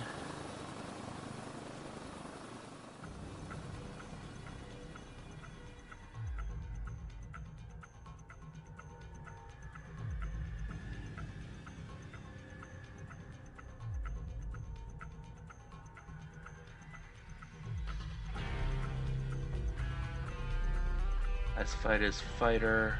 Okay. They're 300 miles out. No super duper worries there yet. Alright, we hit one of their runway grade taxiways. Alright, it looks like they did not successfully retarget, so...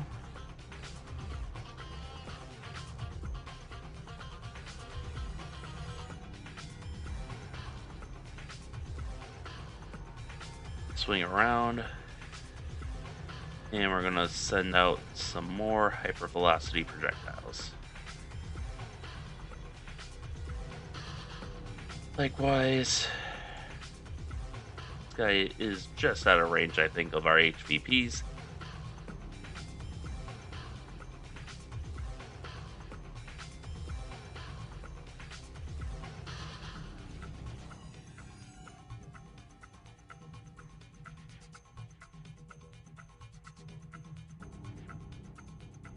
Come on, someone's got to be able to shoot an SM-6. There we go. Allocate one, fire.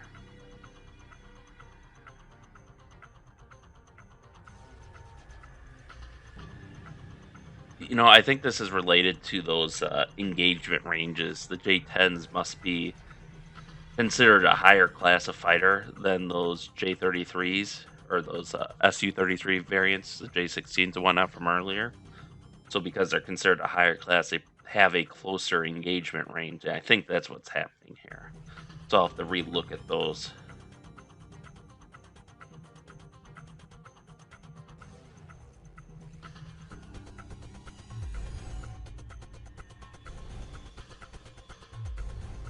Alright, we knocked that fighter out.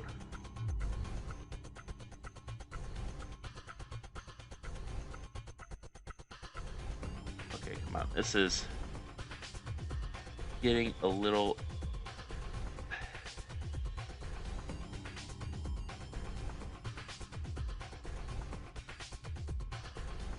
Alright, let's... Hypervelocity projectile time. I'm not letting you shoot down my sky eye, or CI here.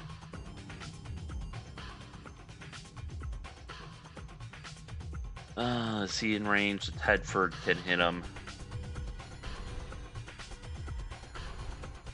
Let's hit him with 5 HVPs.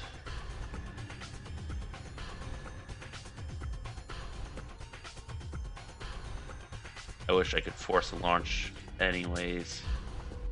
Come down a little bit harder. hopefully you can get within range of our HVPs. The midway should be able to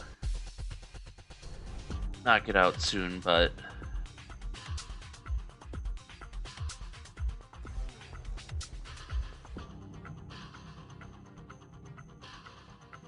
someone should be able to. Oh, there we go. Edward H. Allen, 5 hypervelocity projectiles, and 1 ERAM, just to force it back. There we go. That should save our precious E2.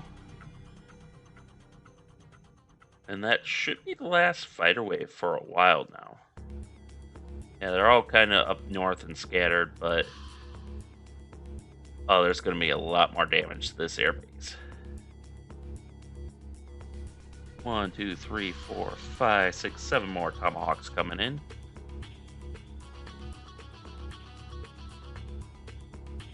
I suppose even slowing them down is going to be a win for us.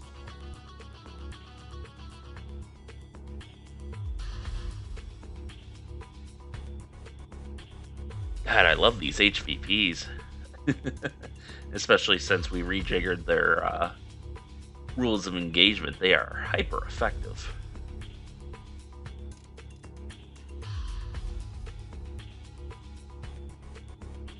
%36 penetration achieved.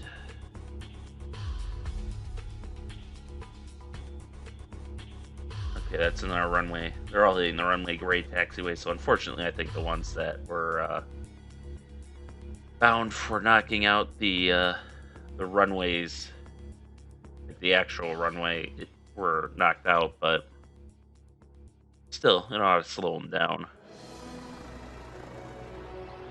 There we go.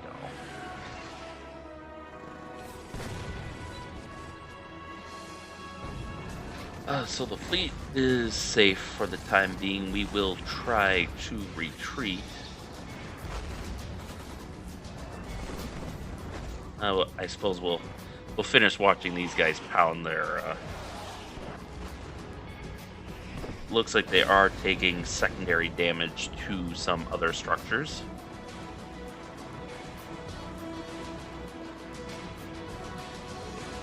But somehow I doubt it's going to be serious.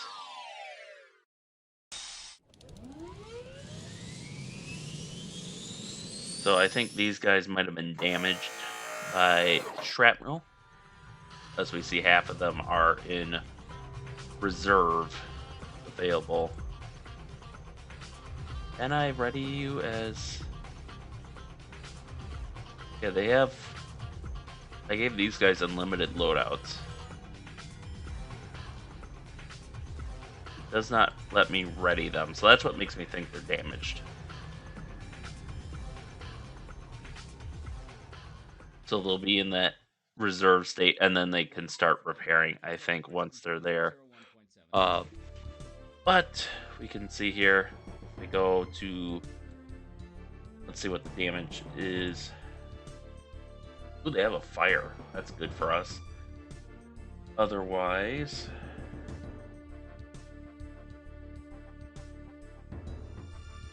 the runway is fine. Fuck. That would definitely be a priority target if we had anything left to send out, but I don't think we do. Meanwhile, I think...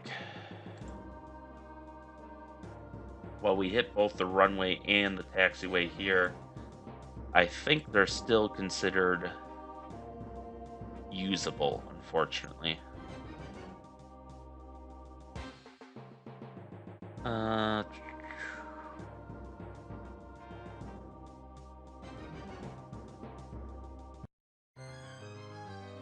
I wish you could look at it from like, hey, can you launch stuff or not? Because like the carrier, we could get a damage report and see they were damaged but usable, which would just impede operations. But unfortunately, I don't think it works that way with ground units. Oh, here we go. Damage control. Operational reduced capacity.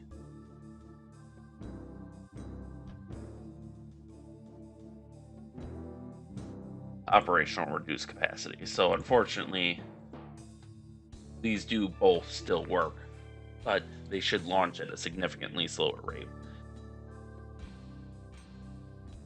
Which is kind of expected. You could probably lay out like some plywood, or, well, maybe not plywood, but something to kind of temporarily cover up the holes, but it wouldn't be very safe, and you'd have to probably readjust it after every launch, and that's what I would imagine that they are doing in these cases where we haven't just totally cratered the whole length of the runway.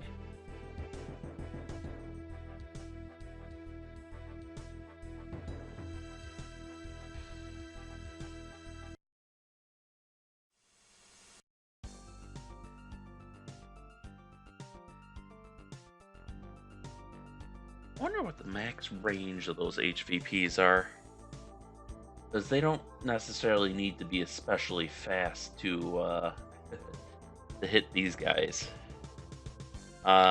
Range land 41 nautical miles. Okay, so we basically have to pull ourselves within missile range, but we could bombard that island.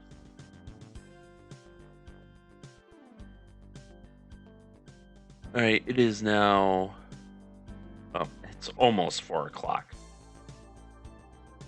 We've landed all of our aircraft, so they should all be rearming. The group's kind of reforming up because I did have them do a 180. These guys should be cruising just below the layer.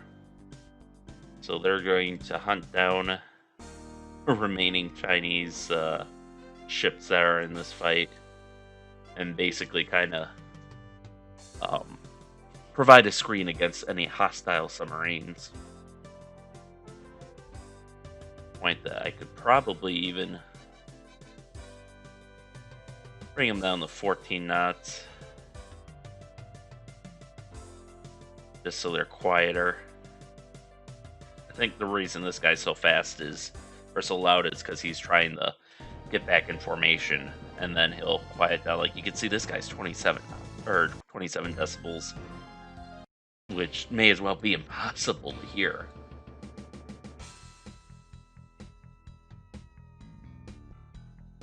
Yeah, our ships are in the 60s right now, but that's because they're busy reforming. Once they get up to speed, they'll be loud again. Okay, now it's officially 4 o'clock. So in 1 hour, we should be launching our strike on the, or our weapons should be landing on the hostile carrier, I should say, if this package works, which I don't know if it will yet.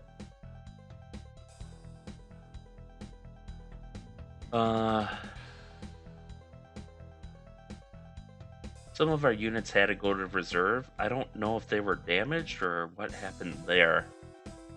I didn't think any of our aircraft took damage, but it is what it is, I guess. We still got. It might just be there's a chance. It could also be there's just like maybe they changed it so there's like a % chance of maintenance issue upon landing. So like if they find, oh, something's broken, well, then it's got to go to reserve, get fixed, and then can be readied. So that might be what that is too. Might have to look into that a bit more, but I think this is where I will end things off today. So we managed to weather the fact that they had so many aircraft out. We even managed to hit back at a couple of their bases. Nothing too serious in results of damage that they couldn't repair in a couple of days tops. I think the biggest damage would be taking out a couple of their radar installations. I think there was one here we might have hit too. We did pretty much level Woody Island to the ground, and it looks like they have fires raging there. I guess I didn't check that. I'll check that now real quick. Yeah, you can see Woody's just been leveled. 22 units left. The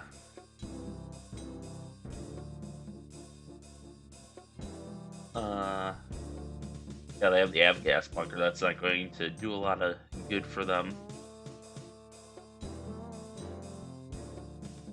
They do still have their runway operational, but that's about all they have. And yeah, we destroyed all the aircraft there, so it doesn't matter. They do have these SSM batteries, but you can see the range is quite limited. Oh, maybe. Ooh.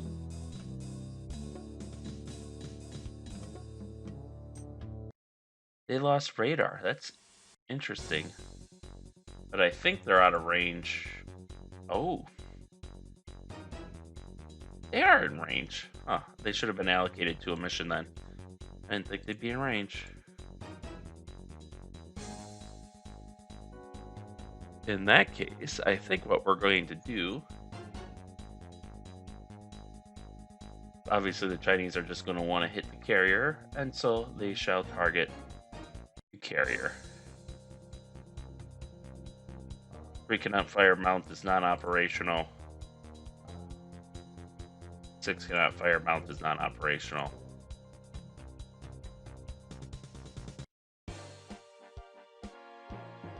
So this honestly should have been part of the first strike or second strike, but we'll launch it now. I'll see if I can include that later. I didn't know these guys were in range. I thought we had to get closer, but now these guys are out of range.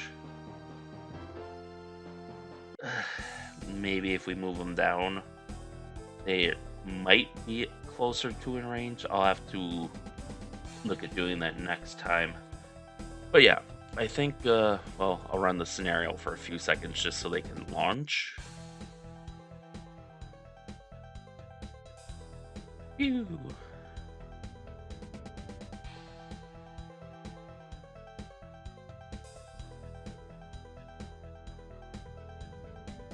But we did manage to knock out a couple of their trucks with the missiles on them, so this is about as big a response as Woody Island can muster, since they don't have any aircraft to contribute to the second strike. And we can say, at least in this case, that they should contribute, but they're getting emotional. They're like, oh man, we got hit hard. We gotta send everything we can now. Forget the plan.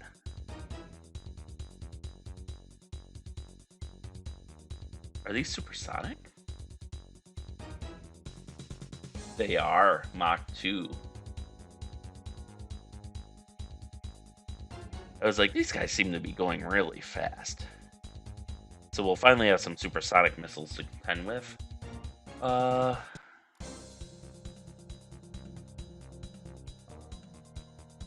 they will be towards the end of the range, though, so they might be less effective in terms of maneuvering.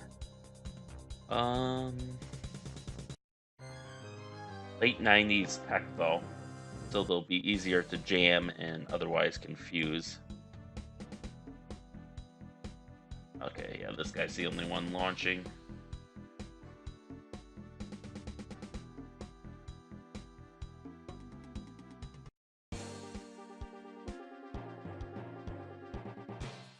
Magazines empty.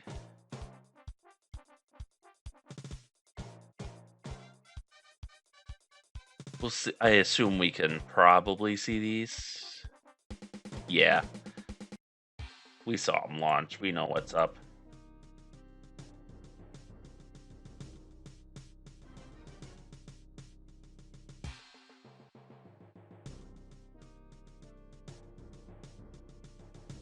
The question is, when will they auto-engage?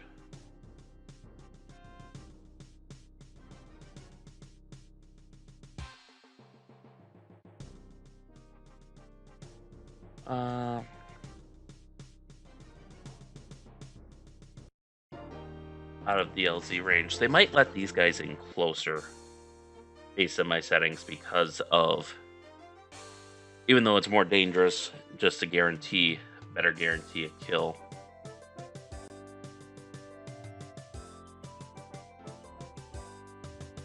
Alright, they launched missiles at these guys, which... No, that was fair. They're getting closer to this guy than I would like. These guys are in full retreat. We have 2 hours left before our first fighters are operational again.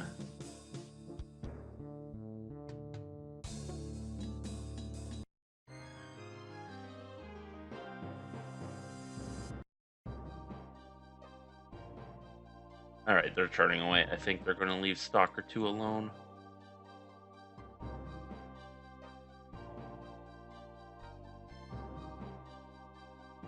Chinese have enough eyes on us to actually see. They see some of our heading information, but not all.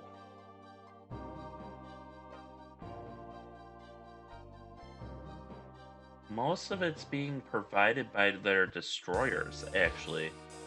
Some of it by SIGINT from their satellites and such.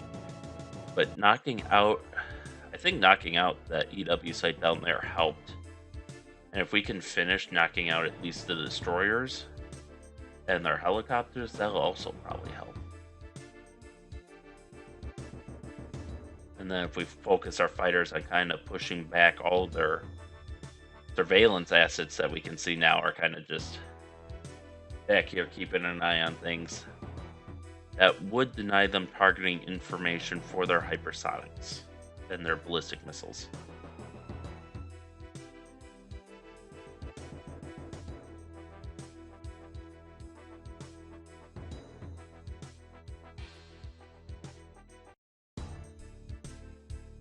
Oh, my poor computer. I am getting an upgrade next week, though, so these videos might actually improve in terms of speed and quality. I'm going from, I mean, we could take a quick look now. There we go. As we can see right now, yeah, I'm maxing out my CPU there. But I've got an old i7 8700K, which was like the last good i7 before they started locking them down. And next weekend, I'll be upgrading to an i9, whatever 100K it is, which is going to at least double my performance, because I'm going from basically, I think this has what, 6 cores or 12 threads, whereas the i9 I think has 8 performance cores, which are individually going to be better than the 6 I have, and those will each have 2 threads. And then 8 equal cores, which aren't quite as good and only have a single thread, I think. But altogether, it should be at least a double boost in performance. So that should make this snappier too when we get into testing, which is really going to help things. Which, if I combine that with a little more cleanup of non-essential elements in the scenario, like, you know, satellites that aren't going to pass over within the next 8 hours, that could make this run a bit snappier. Okay, we see them. Why are they not? We do have to watch. We are running low on SM6s, but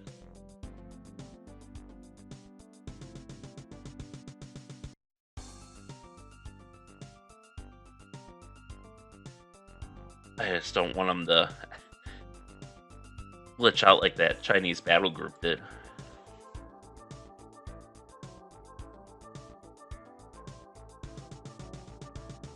Anyone actually launching yet?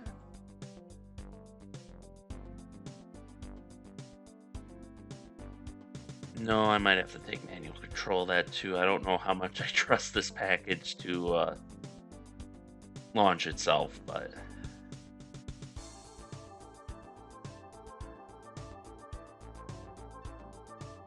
okay, you're still going. It says active and triggered. Time on target 5:04. So yeah, 1 hour.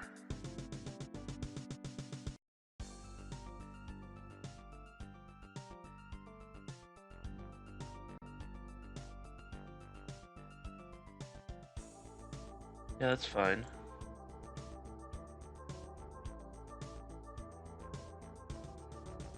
Does that mean you'll work now? Oh. Ooh, that's interesting. Beautiful. Okay.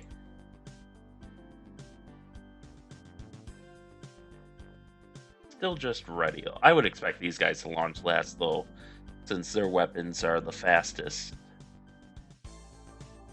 But we'll see. We shall see.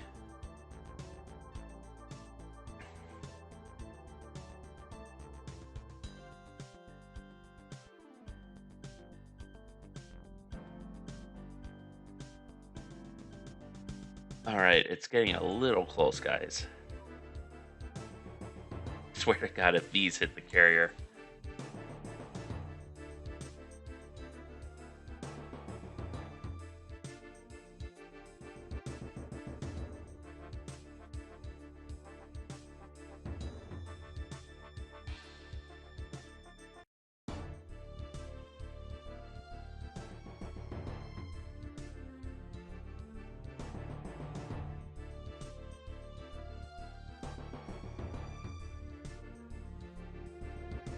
WRA says not use weapon. What?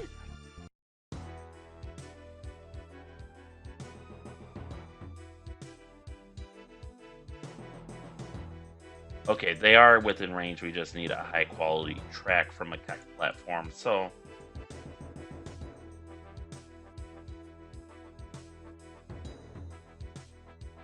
go.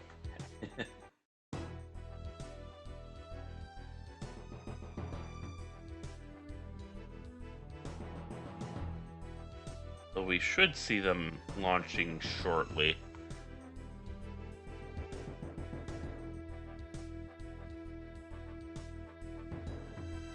Let's see our contact report. It looks like our strongest is from CI1.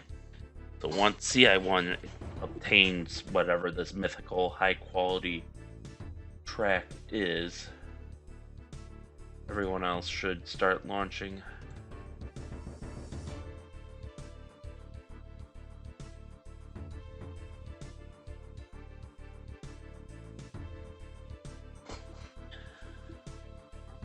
We could see a lot of enhanced sea sparrows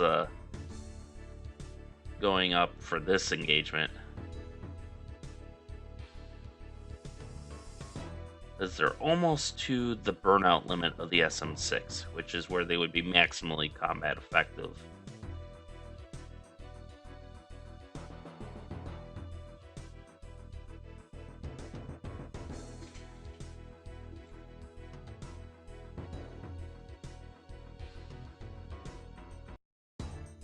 Miles out, you can't tell me you don't have a high quality track on these guys. And I know you're KEK enabled.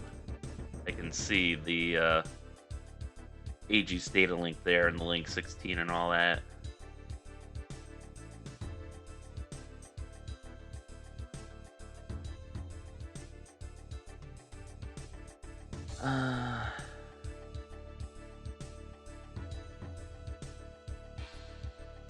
Cannot fire.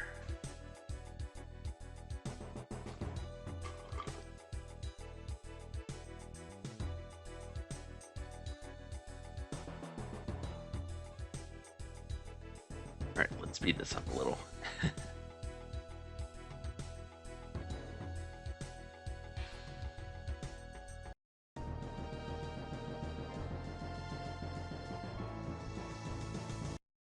Nothing else. These helicopters should have their radars on, yeah.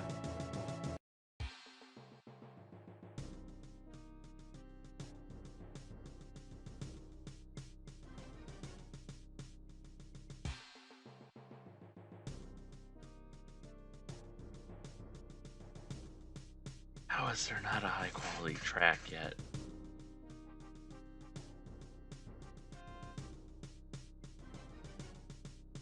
Just use the shitty track and let the missiles on board homing systems find it. It's not like these are stealth missiles.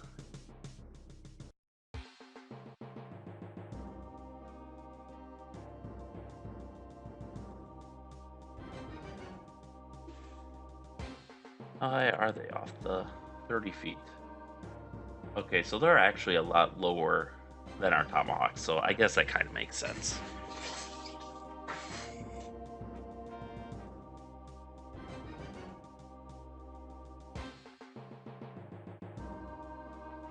So what if I do a bearing only launch?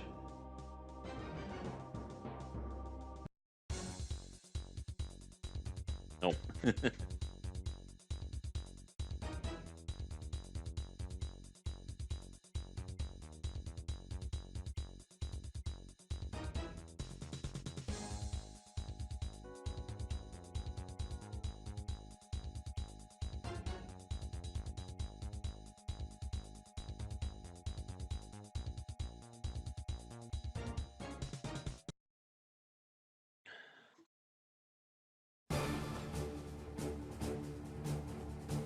Okay, HVPs are allowed.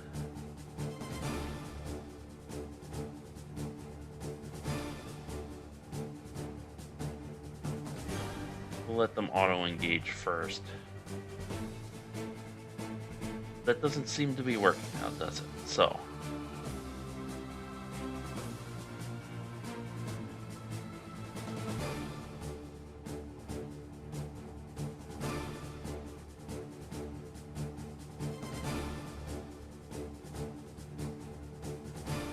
We will give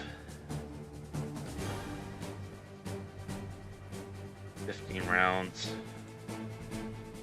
I might have to loosen the weapon release authorizations. That might be part of the problem.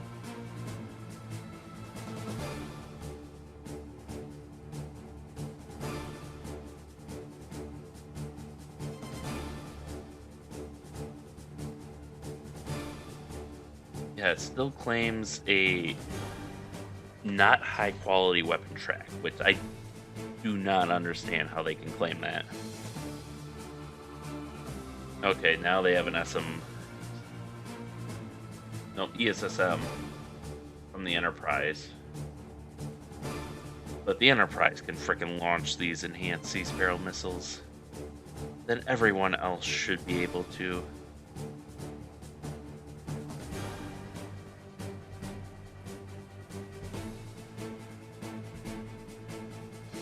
So I'm obviously going to have to play around with the weapon settings more.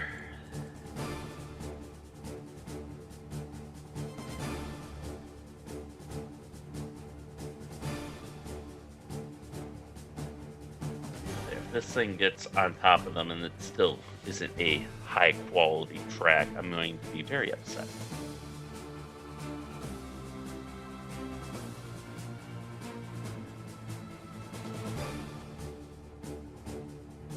Oh, she's just dumping.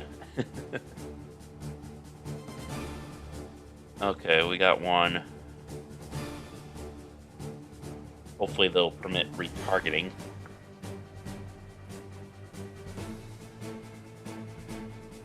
More going down.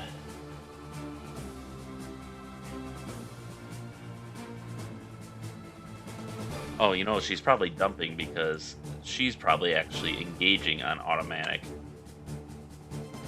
Like I had specified, whereas everyone else is, I don't know if we have a good track yet.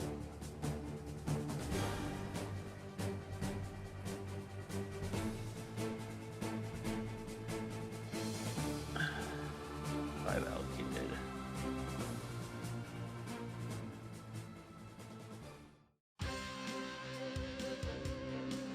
Allocate. We can fire ESSMs, then do it.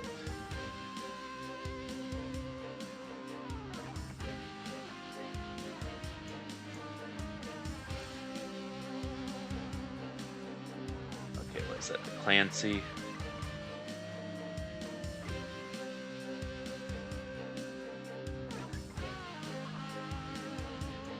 Alright, this is actually going to be a tricky one, especially since we're kind of regrouping right now, so we're kind of at a standstill.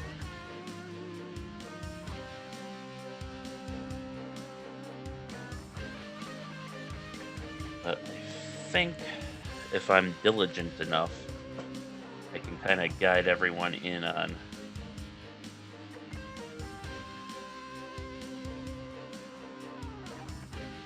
there we go. Nancy. 2 enhanced Sea Sparrows, please. Yeah, it's really shocking to me that the SM6 is apparently unable to engage these. But this is why I have multiple weapons, why I have the enhanced Sea Sparrows instead of just going all in on the SM6, because at this point I can throw a lot more enhanced Sea Sparrows at a problem than I can an SM6. And we don't need the range of the SM6. It can certainly be useful, but there we go with the Enterprise spanning. Although now the Enterprise isn't going to have much in the, because I'm pretty sure she dumped. Come on. Oh, I know why it's doing that. Enterprise dumped all of her Sea Sparrows. Those are going to... No reloads available? She still has the Ram 2 for point defense, but The fact that the Enterprise was the first one to get a solution is really shocking. But at least now we should be getting that high quality data link. How far out does it go? Can I...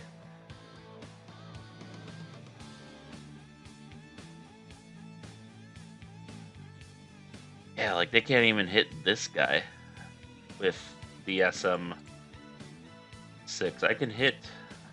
I can shoot guns at it, apparently. I can shoot my HVPs at it, but...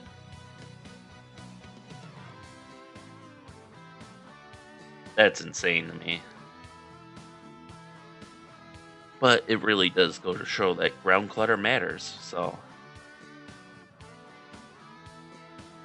In this case, fortunately, we are still able...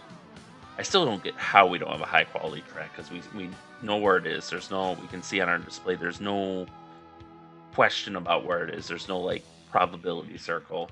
We know its speed, we know its course, and we know its altitude, which I would think would be enough for... to engage, but apparently not.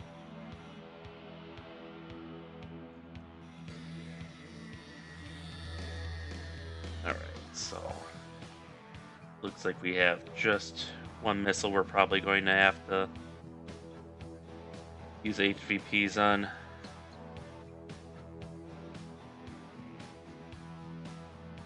We'll just use HVPs, and those are a lot lower cost, and if we need to reload, then we have the enhanced sea sparrows available.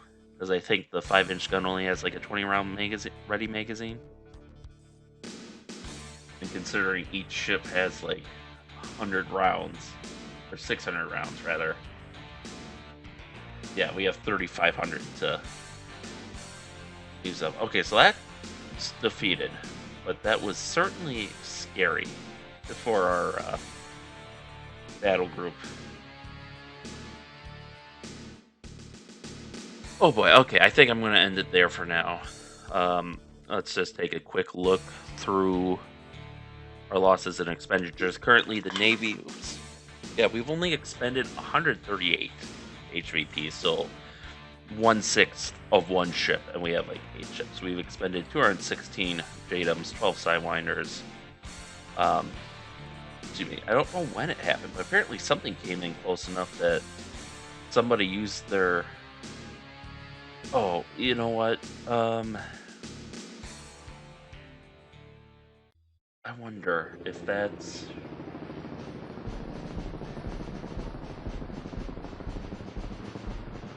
That might be from a fighter, I think, and not from our battle group. You can see we expended a bunch of enhanced Sea Sparrow missiles, 16 from the carrier, 6 from various destroyers, and we've thrown out about 160 Tomahawks.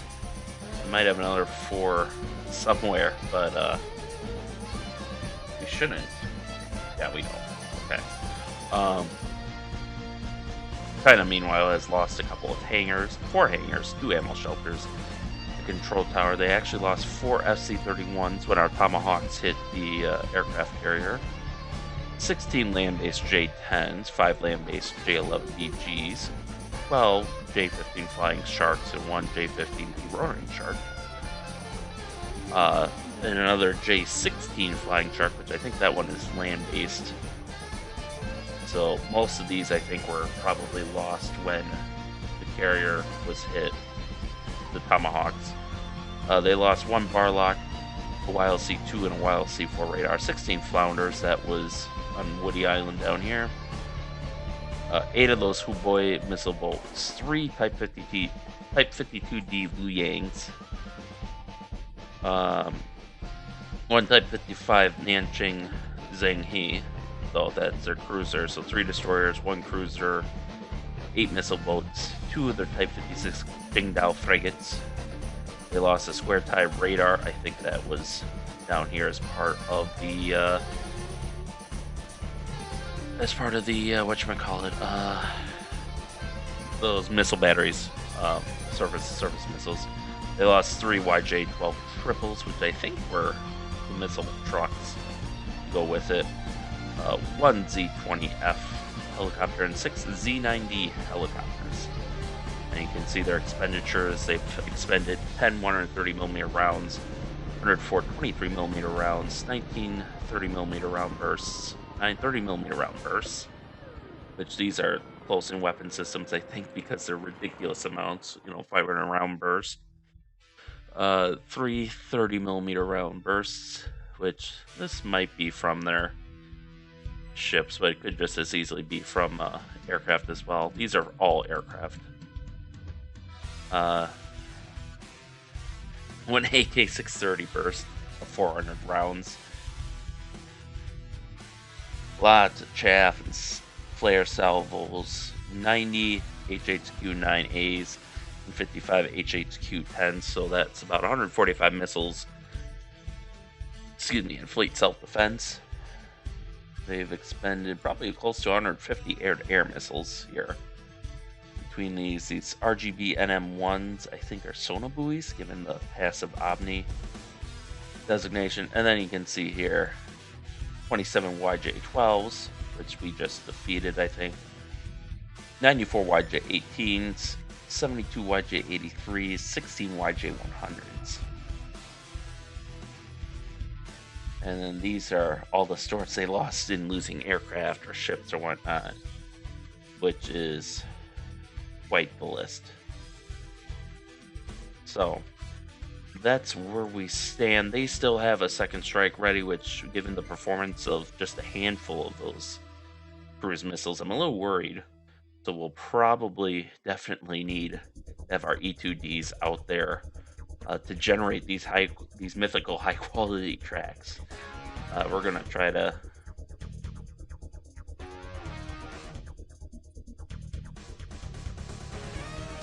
make it to the our port in the Philippines here. We've got 1, 2, 4, 6, maybe 750 miles if we go this route. So things are they're looking up for us, though. It's been rough, but we haven't taken any losses yet. So I'm going to... Oh, I hit save, not save as. But that's fine, because that should overwrite you. 10-15, yeah, okay.